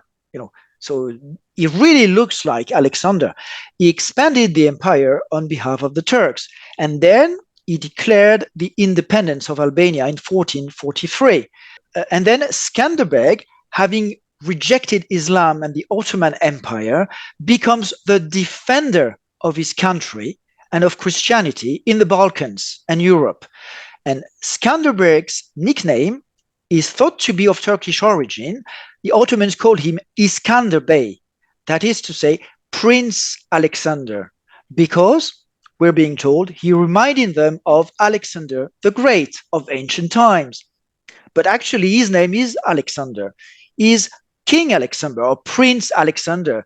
So to me, it's very obvious. This piece of evidence is, is so telling. This Prince Alexander was not named after Alexander the Great. He was Alexander the Great. And they even sound very similar. Skander, Xander.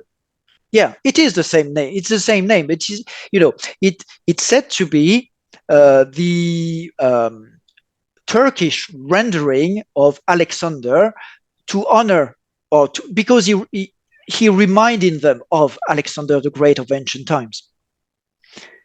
Now, in 322 BC, a man called Antipater took Athens, and that's the end of Athenian democracy.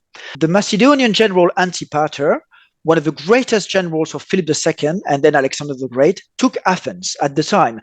So what does it mean in Greek? Well, Antipater means literally like the father. Now, 1780 years later, a man called Turhanoglu Ömer Bey, an Ottoman general, takes Athens, okay, in 1456, right after the fall of Constantinople. So Athens falls in 1458, 5 years after Constantinople. And then Mehmed II visits Athens. He is the son of a famous man called Turhan Bey. So please note that he has almost the same name. The first one is Turhanoglu, and the first one was Turhan Bey. And like his father, he was a military commander. Right. He had almost the same name. And then the Parthenon became a mosque. So, like the father, he was like his father because he was a military commander and he bore almost the same name. So that's why I think Antipater of ancient time means like the father. So the man who took Athens in 322 BC existed, but this was in 1458 AD. 1780 years later. Exactly. Yeah, absolutely. Again, it's not always 1800 years, but it's more or less. So I think it's the results of different types of mistakes, when different chronologies were compiled, different historians, different places, different languages, different times, they compiled history. And then when it was all, put together, we can see there's something around 1800 years. It's not always 1800, but it's so close that, it can't be a coincidence. Now, after this, after the first fall of Byzantium, we have what we called, or what historians call, the Hellenistic period, from the Greek, from the Hellenes. Yeah, the term was created in the 19th century, but what it means is that in this period called Hellenistic, the Greek culture was dominant from one end to the Mediterranean, one end of the Mediterranean to the other. And it's an age characterized by numerous advances in philosophy, science, literature, and art. And it's a diffusion of Greek culture and mixing of Greeks with other populations. Now, isn't that more or less a definition of the Renaissance, which occurred around 1800 years later, depending on the date you consider the Renaissance to begin? Some say it began with the fall of Constantinople. Some say it began with the discovery of America by Columbus. In any case, we are very close to 1800 years, and the Renaissance, which is also a 19th century term, is a period where we rediscover literature, philosophy, and the sciences of Greco-Roman antiquity. So is it really a rediscovery, or is it just one and the same period? Now let's talk about Greek tragedy. Greek tragedy is famous, especially because a few writers wrote plays that are still played today. And the first contest of Greek tragedy is called the Dionysia. This occurred in 534 BC, and the 5th century BC is considered the golden age of Greek tragedy, and it lasted 80 years with 3 tragedians called Aeschylus, Sophocles, and Euripides. Strangely enough, Greek tragedy did not occur in Western Europe until the 15th century AD. Why did it take so long? One might wonder, it defies common sense, right? So the first playwrights in France, England, Spain, and Italy were found 1900 years later. So 1900 or 100 years later. So it makes much more sense that this concept of having these outdoor plays, the tragedies, it's basically what it is, a theater, not 1900 years later showing up in another part of Europe, but just 100 years. Just that's a normal time for a cultural thing to spread. Why would it just pop up 1900 years later? Exactly. Yeah, at the time in Europe, you had different types of plays, liturgical dramas, the so-called miracles that were compositions in verse representing human action, but where the divine element appeared in the outcome, and also monologues and games, which were comedies. So the great Greek tragedians, as I said, were Aeschylus, Euripides, and Sophocles. And now, if you if you add 1800 years to that, you are in the mid 14th century. So at the time in Europe, there's nothing like that, right? It's just liturgical dramas, miracles, and games. Now, it's only in the 15th century that the first playwrights, begin to appear. In France, in England, in Spain, in Portugal, in Italy. For example, Gil Vicente is the first Portuguese literary playwright. He's considered the father of modern Portuguese theater, or even Iberian theater, because he also wrote in Spanish, right? And Juan del Encina is considered one of the fathers of Spanish theater. So these people suddenly appeared in the 15th century, which is, logical. They probably imitated what was going on in Greece, in the previous century.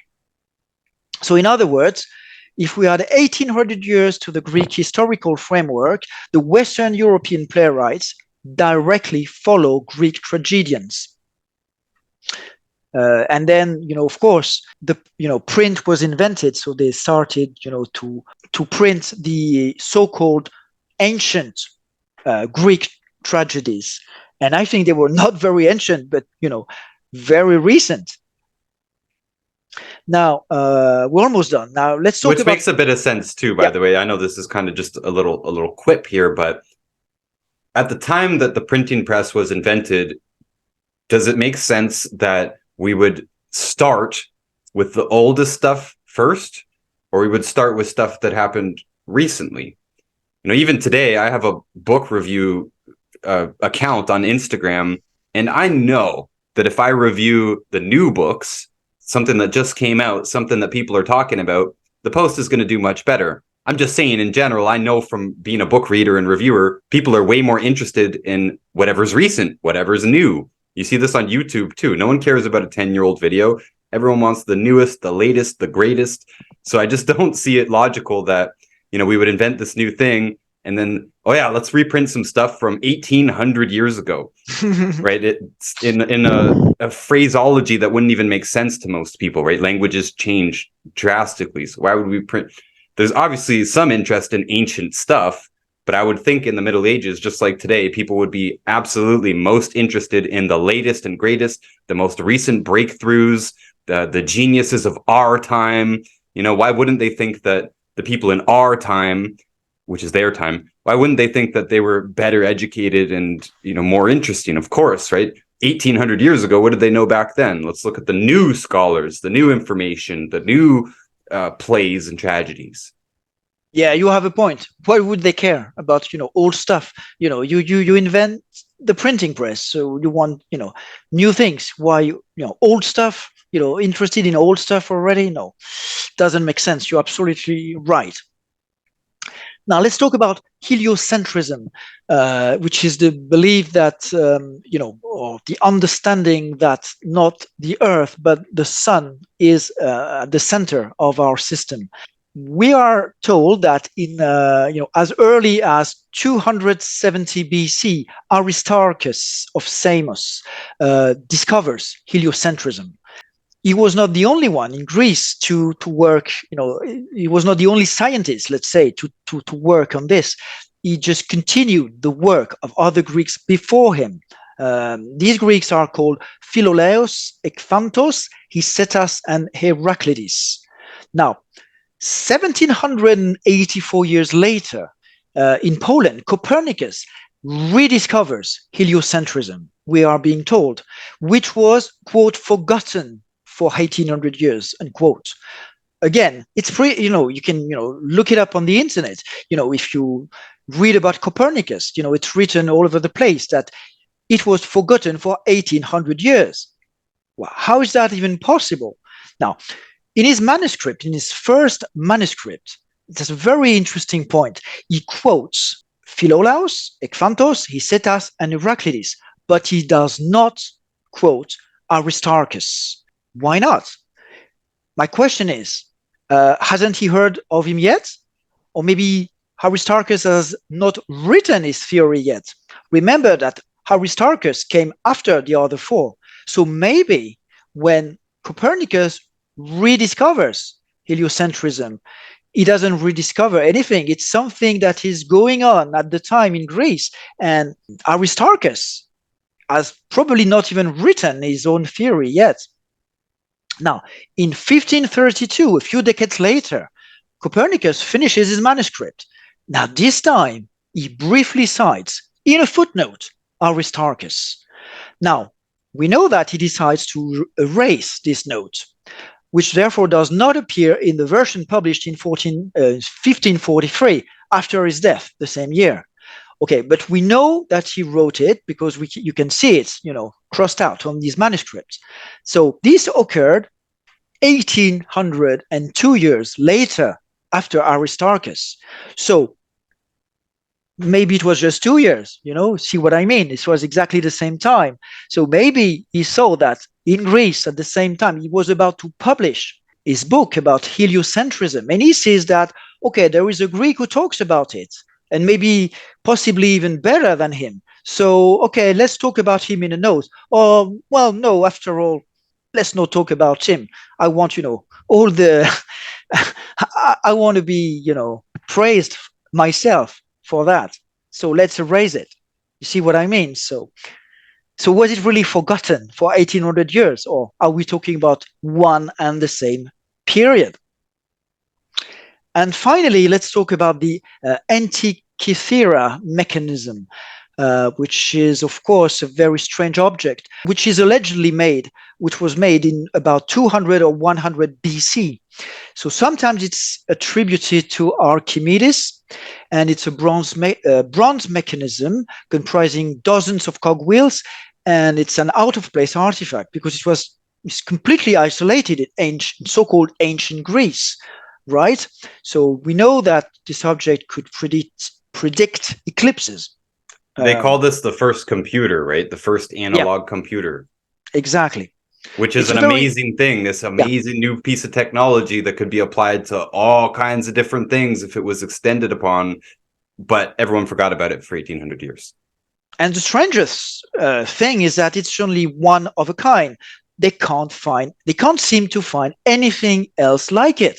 In this period, in antiquity, there's nothing like it. And I stumbled upon a very interesting YouTube video, which is in French, by a French doctor of physics called Frédéric Leclerc. And in this video, he talks about it, and he thinks that according to him, this mechanism, first of all, of course, is isolated in the Greco-Roman world. So this, nobody denies that. But he adds something. He says that it has all the characteristics of a late 16th or early 17th century European clock. In other words, when you study the history of clocks in Europe, they start to emerge approximately in the 13th century, and then they get more accurate in the 14th and 15th century, and in the 16th century they get very, very good at it. They're all over Europe, and they start to make very elaborate mechanisms, clocks like that. So for him, if you compare the cogwheels to what we have, in medieval Europe, there is no doubt in his mind, according to Lefebvre, this so-called ancient Antikythera mechanism has to be something belonging to the late 16th, early 17th century Europe. And unlike me, of course, he doesn't deal with chronology. All right. So when you watch his video, he's not talking about chronology. He just thinks that the object was grossly misdated, that it's impossible for the ancient Greeks to have had such, a one of a kind computer, that it has to be something that came around the year 1600. And again, if you compare the dates, so if the Antikythera mechanism is said to have emerged around 200 BC, so plus 1800 is 1600 AD, and that's the end. So now I leave it to you. Well, is the recurrent 1800-year gap between ancient Greece and medieval Greece just an amazing coincidence, or is Greek or so-called ancient Greek chronology, grossly backdated about 1800 years? Right. Thank you. Thank you very, very much, Sylvain. I have a couple of questions and comments, and Sure. I'm hoping that we could look at some of the YouTube comments as well, because I'm not qualified to answer them. But you mentioned Scaliger, Joseph Scaliger, and we should also mention the name Petavius, because these two men are largely responsible for what we know of as our modern chronology. What we think of as history, what we're taught as history, was mostly written down by those two guys, those two Jesuits, right? Scaliger and Petavius. This is a big part of Fomenko's thing, that people freak out about us, challenging the chronology. Meanwhile, the chronology rests on the shoulders of these two dudes. Almost no one could read or write back then. This was a very elite club of people who could read and write. And, we know things like the victors write the history, right? So you've got these basically Roman Catholic Jesuits who kind of took over things, who basically wrote all of world history, or most of it.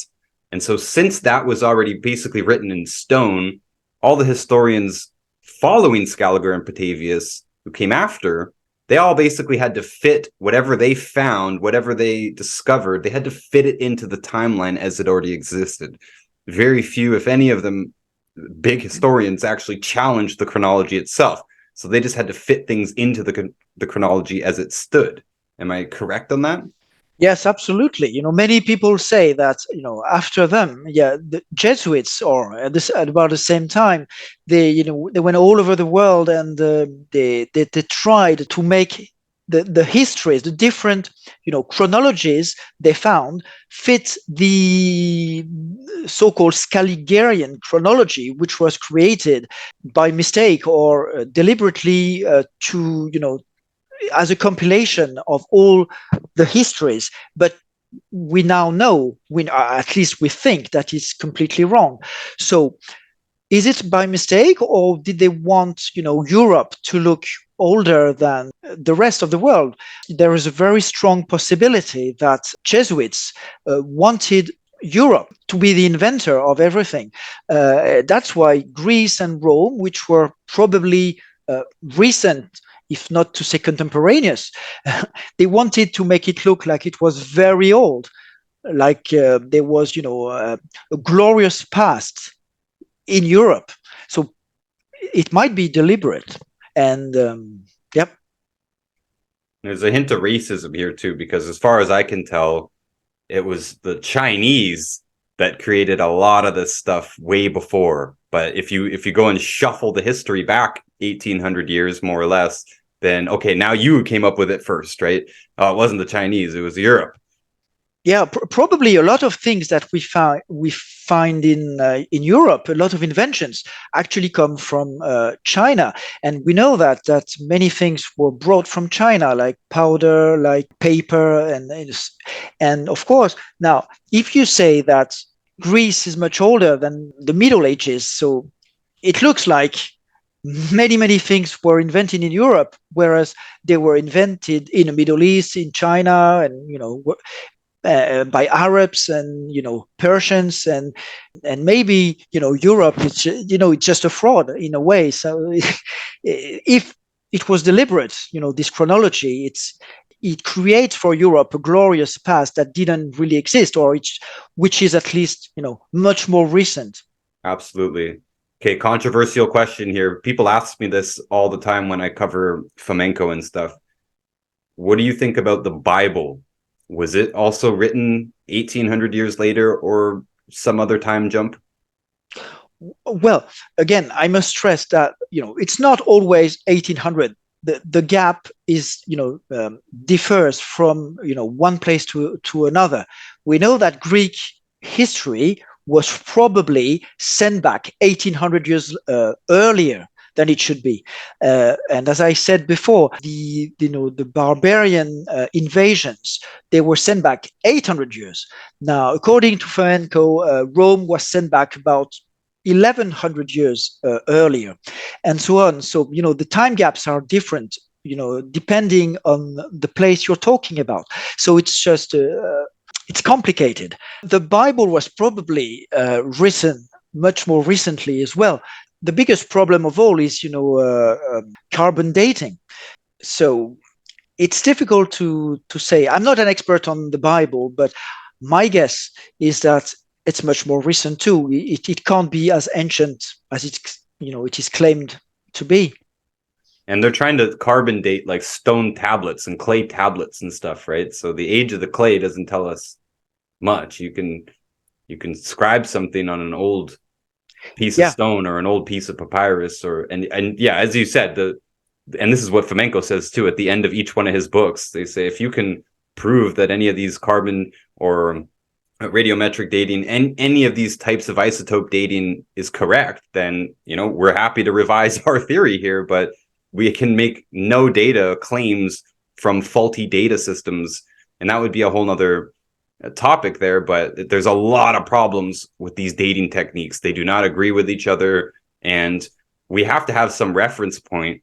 Like you have to know something is 100 years old to be able to calibrate your dating techniques so that it agrees. But the problem is none of our dating techniques agree. Things that we know are exactly this old, like lava that was formed right now, it could date it to millions of years old, and then the next type of dating can date it to 30,000 years old. It's completely all over the place. It's complete junk. So we try to date these ancient artifacts with these carbon dating and other methods. It's bogus. So then all we have is this Scaligerian timeline, right? And now we fit objects into the timeline, matching up with other things in the timeline. But if the timeline itself is incorrect, then we're also wrongly ascribing these things to these periods. Yeah, they claim it to be an exact science. Well, they keep saying that it's completely checked and verified, that there is no doubt that radiocarbon tells the truth. Now, but if they calibrate on the assumption that Greece is 2,500 years old and that Rome is 2,000 years old, if they they take it for granted that and they calibrate their everything on that, so they must be wrong. So I think that's why we end up with these crazy dates. But everything is probably much more recent, and I'm sure the Bible follows this principle. It was probably made a few hundred years ago as well. It has to be in the Renaissance period or just before. Well, probably just before.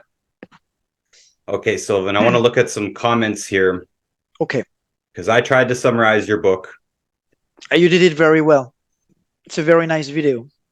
Thank you. I tried to do it in a more timely manner here. I felt the video was getting long, but there's a lot to say. And even what you did in the presentation here, that still just scratches the surface. You've got so much detail in your book. I really, really appreciated it.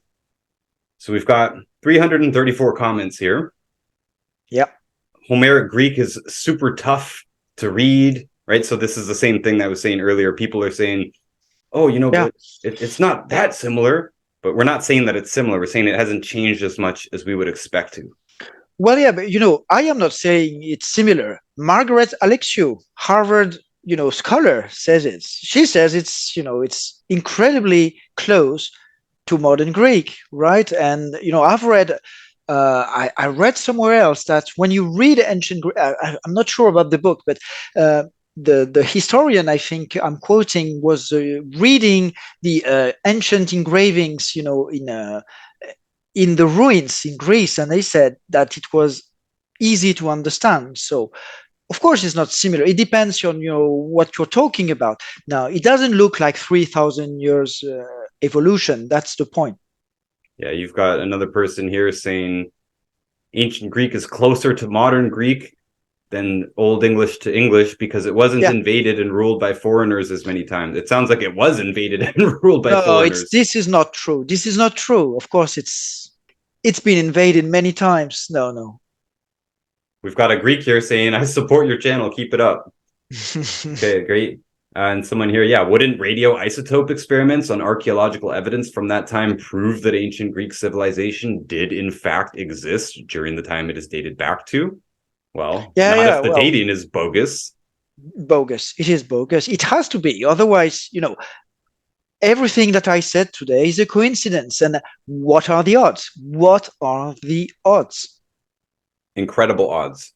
And I said Fomenko and many others have serious problem with the dating techniques, as do I. This is bogus science. It's not, they don't even agree with each other. What are we talking about here? Yeah.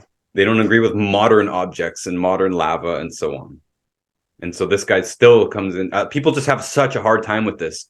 Okay, well, it's not accurate, but I don't think that means dating is useless. But yes, it does. It's not accurate, so it's totally unreliable. That's exactly what it means. Well, calibration is not accurate. That's why it's wrong. And another person here, I'm a quarter into the video, and may I ask what's unreliable about physically or materially dating the potential historical records and artifacts? Because we don't have a system to reliably date things. We have to go by the chronology and by known history.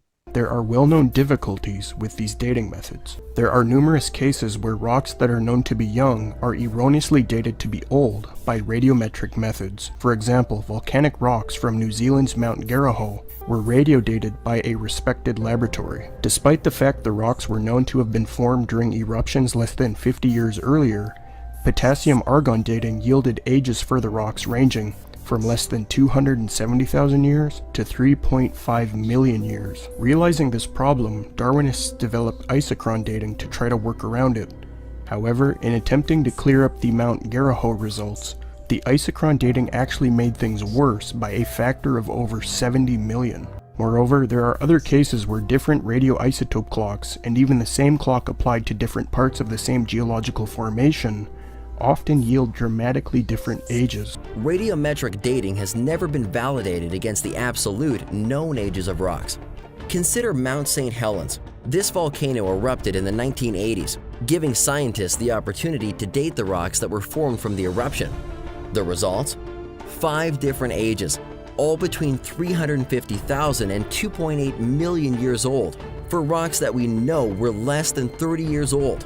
Carbon-14 should be totally undetectable after about 90,000 years, according to scientists. Yet, carbon-14 has consistently been found in specimens that were radiodated to millions of years old. In fact, carbon-14 is found in abundance in coal allegedly ranging in age from 35 million to 315 million years old. And carbon-14 has even been found in diamonds that are dated to over 1 billion years old by radiometric dating. Back in 1949, an article came out in Natural History magazine that said the lower leg of a mammoth dated 15,000 years old, but the skin dated 21,000 years old. It didn't work in 1949. 1963, a living mollusk shell, carbon dated at 2,300 years old. Well, here we are 14 years later, carbon dating is still not working. 1970, this article came out and they said, if a carbon date supports our theories, we put it in the main text. If it does not entirely contradict them, we put it in a footnote. If it's completely out of date, we just drop it. 1971, a freshly killed seal carbon dated at 1,300 years old. Still not working, folks. 1975, a baby mammoth was found frozen. Part of it dated 40,000 years old, another part was 26,000 years old, and the wood next to it is 9,000 years old. Still not working in 1975. 1981, they tried it again. This guy said, no matter how useful it is, the radiocarbon method is still not capable of yielding accurate and reliable results. There are gross discrepancies, the chronology is uneven and relative, and the accepted dates are actually selected dates.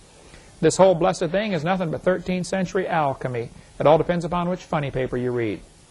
Still not working. 1984, shells from living snails were carbon dated at 27,000 years old. Still not working. 1985, they took 11 human skeletons, the earliest known human remains in the Western Hemisphere, and they were carbon dated, or dated by accelerator mass spectrometer, all 11 dated 5,000 radiocarbon years or less. Here these things are supposed to be, a 250,000 years old or something. It's not working in 1985. 1992, two Colorado Creek mammoths, side by side, buried frozen mammoths, were dated. One was 22,000 years old, the other is 16,000 years old. Still not working in 92. In 1996, Berkeley University, they've got the Geochronology Center, Carl Swisher, used the most advanced techniques to date human fossils. This article said last spring he was reevaluating Homo erectus skulls found in Java by testing the sediment found with them. A hominid species assumed to be an ancestor of Homo sapien, erectus was thought to have vanished 250,000 years ago. Even though he used two different dating methods, Swisher kept making the same startling find. The bones were 53,000 at most and possibly no more than 27,000. Well, I would like to point out, Your Honor, that is a 96% error. So it's not working in 1996 either. Yeah, this made me scratch my head, many times, but it has to be bogus because they assume that it's that old. So their calibration is crap. Yeah, there might be some way to fix isometric dating and whatever, but right now it's garbage. So yeah, and it would totally scramble. It would totally mess with academia as it is, because almost everything would have to be redated, everything beyond the Renaissance. Oh, by the way, have you heard of a man called Florin Daciu? He wrote a book called, he's a Canadian, by the way, of Romanian origins, and he wrote a book called The Lost Millennium. And I just finished it. I've heard of it. I had heard of it for many years, and I just read it recently. And it's probably one of the best books on chronology ever written, because it's very unbiased. And I don't want to spoil it for you, but let me just say this. He studies flamenco and he studies chronology, and he's a very, very serious scholar. And so the way, the chapters and the research is done is absolutely impeccable. It's very, very serious and very interesting and very easy to read. And he can't prove it wrong. The point is, I don't want to spoil it more than that, but he can't, he can't prove that it's wrong, that the theory, that Fomenko's theory or mine, he doesn't talk about me, but he can't prove it wrong. He tries very hard, but he can't. Very, very cool. I'm going to check that one out. It's a very good book. It's probably one of the best on the subject. And it's a shame I discovered it only this year, but it's better late than never. Okay, someone here. This is fascinating, but you bring up Strabo, who would have lived in the first centuries BC and AD, who said that the Odyssey may have taken place in the North Atlantic. Yes. I've heard this as well. How could he have made such an objection if the Odyssey was fabricated by the Omers? Simple is that Strabo is misdated too, right? Strabo, I think he was a Roman, right? Or was he a Greek? I'm not sure. But in any case, Strabo belongs to what is today considered to be the first century BC. And this doesn't work with the 1800-year gap. It's like you have blocks of time, and this block, the Roman block, it's like first century BC is Roman time, and this is misdated, but not by 1800 years. So Strabo probably lived, it had to live after the St. Omers. So my guess is that Strabo is a writer from maybe the late 14th century or the early 15th century or something like that. Fair enough. And I think a lot of people have not read Fomenko here too, so they really don't understand the general concept of these phantom duplicates. Oh yeah, the books are so big, and I think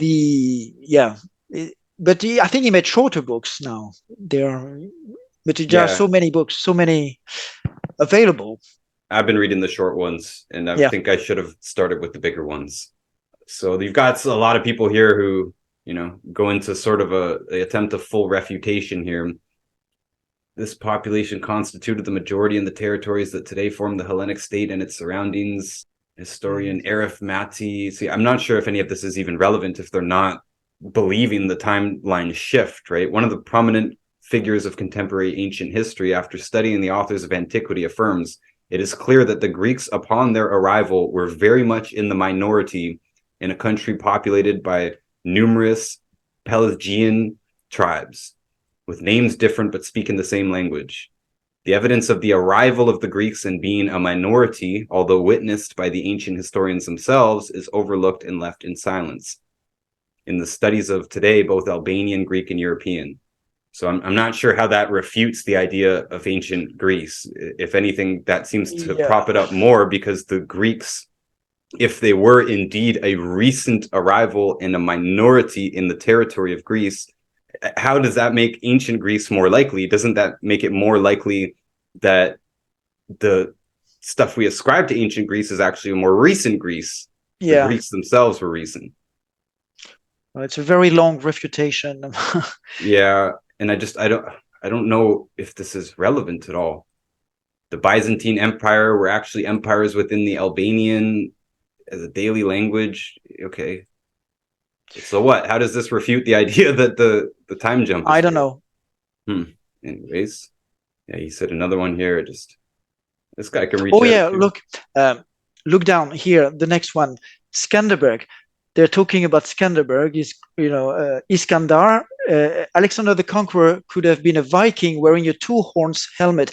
Well, this is interesting because in the Quran, Alexander the Great is referred to as the two-horned one, and this I talk about in the book. And so he did have two horns, and at least when he was on the battlefield, which is very interesting because Skanderberg is depicted sometimes with these two horns.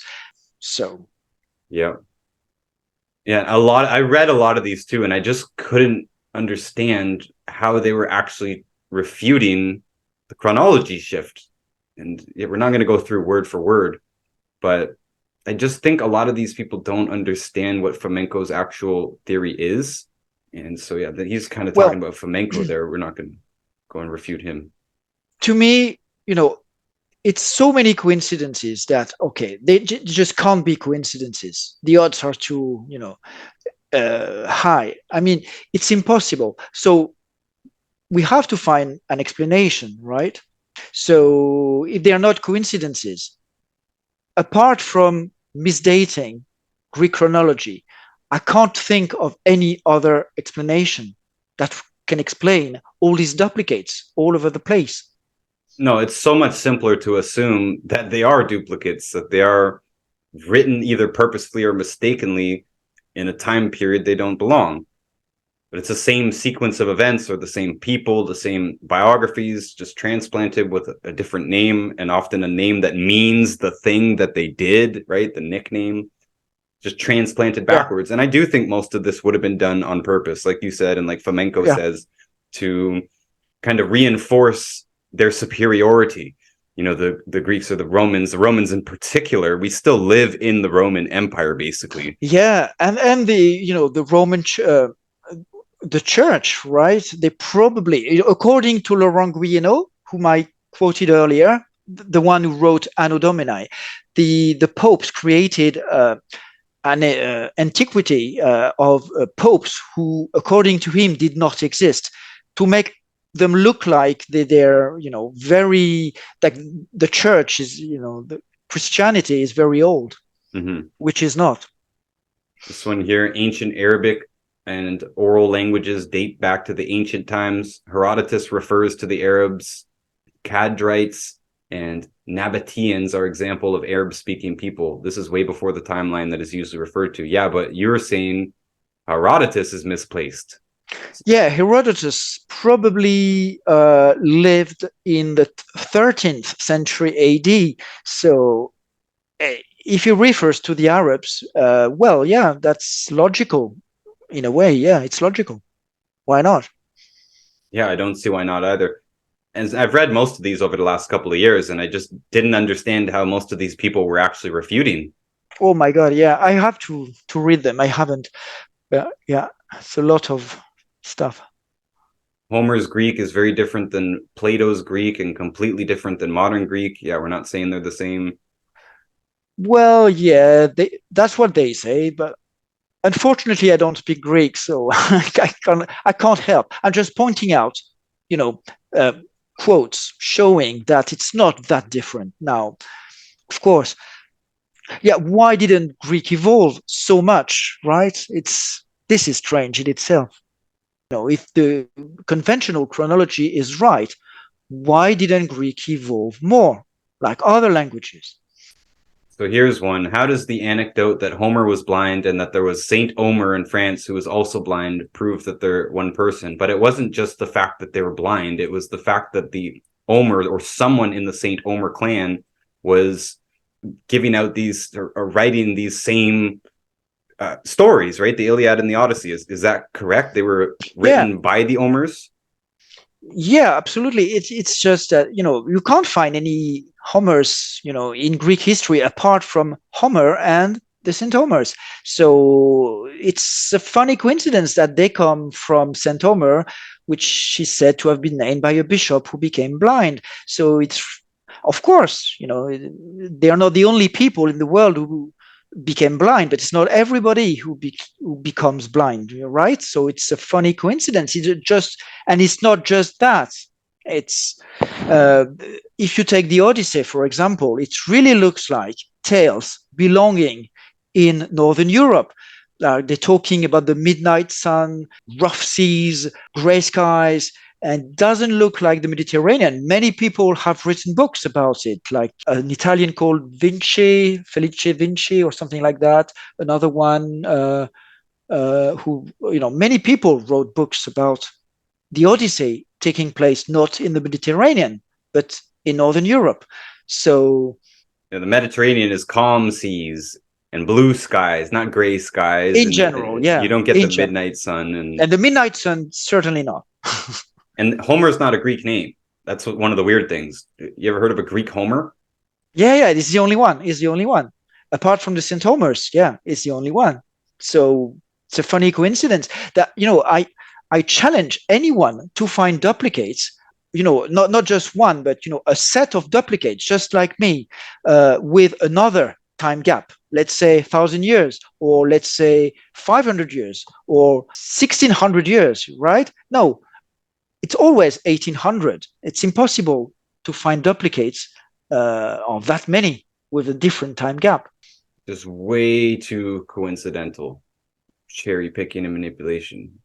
These people are just so upset. They're so upset by this subject, and I know, I understand. It challenges. Cherry picking. Yeah, cherry picking. No, I am not cherry picking. I'm covering, the key facts of ancient Greece, right? I talked about the Parthenon. I talked about Plato. I talked about Homer.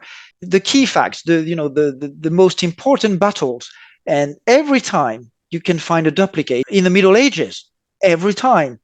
So I'm not cherry picking anything. I got to watch some of these other videos here. Greek history, all fake, made in the UK. Yeah, this is popular now. I think you set off something here. Well, flamenco as well, but I think a lot of these people are talking about your book as well. Some people think that everything is fake. All right. Now, to be fair, a lot of things are fake. In the Renaissance, a lot of statues have been created and manuscripts, which are said to be, or which were said to be very ancient and which were not. Okay, so fakes exist, and it's part of the solution, right? But not everything is fake. Some people think that, there are groups on Facebook. They claim that everything in Greece, for example, was created, the ruins, everything, in the 18th, 19th century or 20th century. Everything is fake. I don't believe that. Many things are fake, but not everything. Yeah, like I just some Also people are so mistaken. mistaken here. If Plato never existed, does that mean you mustn't read the works? We're not saying Plato didn't exist. We're No. saying there's probably a guy named Pletho who lived 1800 Yeah. years beyond Plato.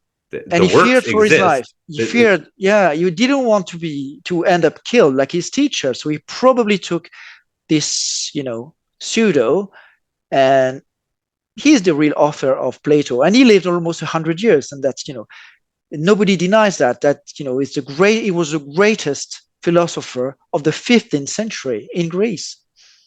Yeah, I don't know.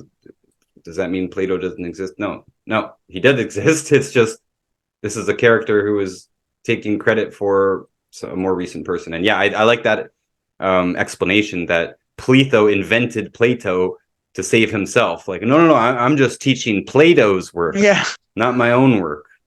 Just coincidence that we have the same name, basically. Someone here, hardly anyone can understand Shakespeare. It's literally on the primary school syllabus in this country. Yeah, that doesn't mean we understand it. Yeah, that's true. We had to read Shakespeare and then spend the whole rest of the class. Like we would read like a page or two and then talk about what those mean, because none of us know what it means. Yeah. Because it doesn't make very much sense to us. And yeah, we're not saying that it's not understandable. We're saying it's difficult to understand. That's an example. The language has evolved since the time of Shakespeare, and we don't talk like that anymore. We don't talk like they did in the 1800s. You hear kids today, the Generation Z, I can't understand a lot of what they're saying. Mm-hmm. Shakespeare created many words, and there's a theory that he was a Jewish Italian immigrant who arrived in England and who took this pseudo Shakespeare. He created many new English words coming from probably Italian, if the theory is true anyway. Yeah, I mean, we're not going to comment on every single one of these things. Plato is an anagram of a plot. Yeah, okay. Yeah, sure. Yeah. The term Greek never appears in medieval times, nor does it appear in antiquity. It is a word coined by Johann Gustav in 1836. Oh, this I don't know, might be true, but yeah, as you point out in the video, yes, there is this, these names that, come and go, and Hellenes, and then they call the Romans, and then they call Hellenes again, and then the Romans. Everything seems to happen twice. Mm-hmm. There's no credence to Plato and other classics being Renaissance frauds because we know they were very popular amongst the learned in Constantinople in the late Roman Empire. Well, sir, the late Roman Empire seems to be a phantom duplicate of the more recent Roman Empire in the Renaissance. Yeah. Oh, yeah. The Roman Empire is probably much more recent. And that's why, in the early 19th century, Greeks referred to themselves as the Romans. All right. They started to call themselves the Greeks or the Hellenes again, right after their independence, which was orchestrated by English and French people in the 1820s. But before that, they called themselves the Romans. So the Roman Empire is probably very recent. Yeah, I said it before. We still live in the Roman Empire, I do believe. Yeah. So, this person asked something that I asked, basically. So since Alexander the Great is mentioned in the Bible and the Quran, that means these documents are misdated too? Yeah, they have to be, yeah. Even Plutarch saw similarity in famous people and wrote a book of great emperors and generals with parallel lives, where he described that the life of a famous Greek general like Alexander and then couple it with a famous Latin or Roman general like Caesar. Yeah, a lot of these people are probably duplicates of each other because the same little group of people wrote all of this, right? The Batavius and Scaliger. Yes. So the conquest of Persia by Alexander is a phantom of Caesar's conquest of Gaul or something. Well, this I don't know. Yeah, I'd say Skanderberg is Alexander for sure. Okay. Like I said, we're not going to read all of this stuff. In the past, I've read and replied to some of these. It's a lot of reading, yeah. Yeah, people get really riled up about this this topic, and this is one reason I kind of pulled back from making these videos. Like, I'm in the health business. This is not my business. This is just for fun. I liked making mud flood videos, and I liked making these, hidden history videos, but it's time consuming and it's not my expertise, and it's not going to be my expertise. I study nutrition, so yeah, I just it is pulled very off of complicated. it. People get so upset, and I don't really care if people get upset, but I'd like to have answers for them too. But it doesn't matter. I just see how inflamed people get. Well, what do you mean history is fake? Like, why does it matter? To me, it only matters that, we got to stop believing what they write in textbooks, not just from this history, but from everything. The way they're going to write 9/11 in books right now in history is that, some people from caves orchestrated this, and they did it with the box cutters, and their passports survived the fireball. And that is what is going to be written. It's fake. It's fake history being written right now. Stuff that's happening right now is being written in a way that didn't happen. It's a lie. So this just matters in the sense that we shouldn't trust the information that comes from above, that comes basically from the Holy Roman Empire still, right? That's what our textbooks are backing up, this whole fake history, and it's not just history. So the only thing that matters to me is understanding that whatever is in a textbook is a lie. Basically, almost every single thing that's in a textbook is a lie, and they're creating fake history now, and we need to stop giving it our attention, because the beast, the monster, the system is fed from our attention. They control us with our attention. This is how they were able to shut down the world in 2020. It's because we believed them, right? They said, trust the science. Well, I would not trust the science, and I would not trust the history, because these all came from the same cabal of people who control the world, basically. Yeah, absolutely. And I'm not a historian either, but when I see, it's the same for me. When I see all these duplicates, there is something going on. So it's exactly, when you study the present, it's same thing. You see how it's going on in the present. So it's easy now to imagine how it went on in the past, that you can easily fake history, okay? Especially so in the past, when people could not check anything, people would believe anything. Today we have, with the thanks to the internet, we can have a much more critical eye. We can see things that are going on. A lot of people, they don't believe the things they hear in the media, because it's blatant lies. You can see things going on, the fakery going on. So it's easy for me now to understand how easily they could fake the past, or make mistakes. But it's not only mistakes, of course. It's not just mistakes. And even now, you can see the lies happening from a relatively large group of people. It's not the tiniest group of people ever, but back then you only got two dudes, Scaliger and Petavius, and probably a handful of others, but it's such a small group of people that gave us our entire history, basically. And now everyone else has to fit it into their history. Well, yeah, just a few decades ago, when you have no internet, imagine how what the world was like. It was so easy to be led. I mean, people told you something, well, you just believed it. I mean, talking about history, who were you to deny anything, right? So you believe what was written in the books, or what your teacher said, right? Or what they showed you on TV, right? Oh, we went to the moon. Here's a video. Oh, there are so many, things we could talk about, but it's just. I think people get the point here, that if they can fake things right now, it was going to be much easier to fake things back then, especially when the majority of people could not read and write until like 150 years ago. Oh, yeah. And even then, illiteracy is coming back around. People are worried about this right now, that there's a lot of people out there that can't read. They're going to school and they can't read, they can't write properly.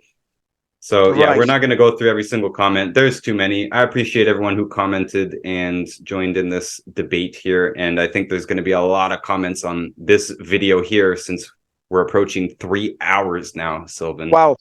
I hope giving people this extra information and this extra context, and maybe for some of them rewatching it, I hope this gives them a better understanding of the theory that we're actually talking about here. And we don't have to have all the details correct, by the way, even though Fomenko's put a lifetime into this now, and you've put quite a lot of work into figuring this out for us too. And now there's other people, like you showed this other book here.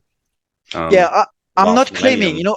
I'm not claiming to hold the truth, right? I'm just showing stuff, for people to study. All right, do your own research. Don't believe me. Just, try to explain all these duplicates because there must be an explanation. A few of them, okay, you could argue it's a coincidence. Now, I think today we've shown so many that, it's just impossible. If any honest person will admit that it's not a coincidence. So I am suggesting that Greek history has been misdated. Now, people, can have different explanations. I'm open to debate, right? Absolutely. And I appreciate your honesty and openness. And you never came out here claiming to be a 100% expert. This is the product of your research. And once again, I really liked this book the first time. I liked your updates as well. And this is a great price too. I love saying that. I love a good value. The Fomenko books they're great, but they're not cheap. I've spent a lot of money on Fomenko books now, and there's still a pile left to read. So for $14.99, your paperback here, what a great deal. It's among the best. Well, there's not very many alternative history books out there, but it's definitely the best one that I've written. And that's even including Fomenko, because Fomenko, he's a native Russian speaker, and it's a little bit difficult to understand him. And some of his books are quite small. Basically, there's like 100 pages of references, and it's good to have references, but it means that there's not that much actual book there, right? I would appreciate more meat inside the sandwich. And your book, like I said, it had the perfect amount of meat in there. It wasn't too short. It wasn't too long. It was very, very enjoyable. It wasn't rambly. It didn't talk down to people. Just overall great. I would still give it 10 out of 10. Still very, very impressed. And I Thank you so much, Ryan. Thank you. Yeah, I very much appreciate you joining me here as well. You didn't have to do this. I know you're a little bit hesitant to do it in the first place, but I bugged you about it. And I'm super glad. I know a lot of people are going to be super glad that we did this too. Yeah, hopefully, yes. And if you do get that Roman book done or any other work done, or you ever want to come back, you're always welcome. I'm sure my audience is going to be asking me tons and tons of questions too. Yeah, sure, absolutely. So, Mr. Sylvain Tristan, I appreciate you so much. Thank you, Ryan. Thank you for having me here. And thank everyone else for listening. Take care. Okay, take care.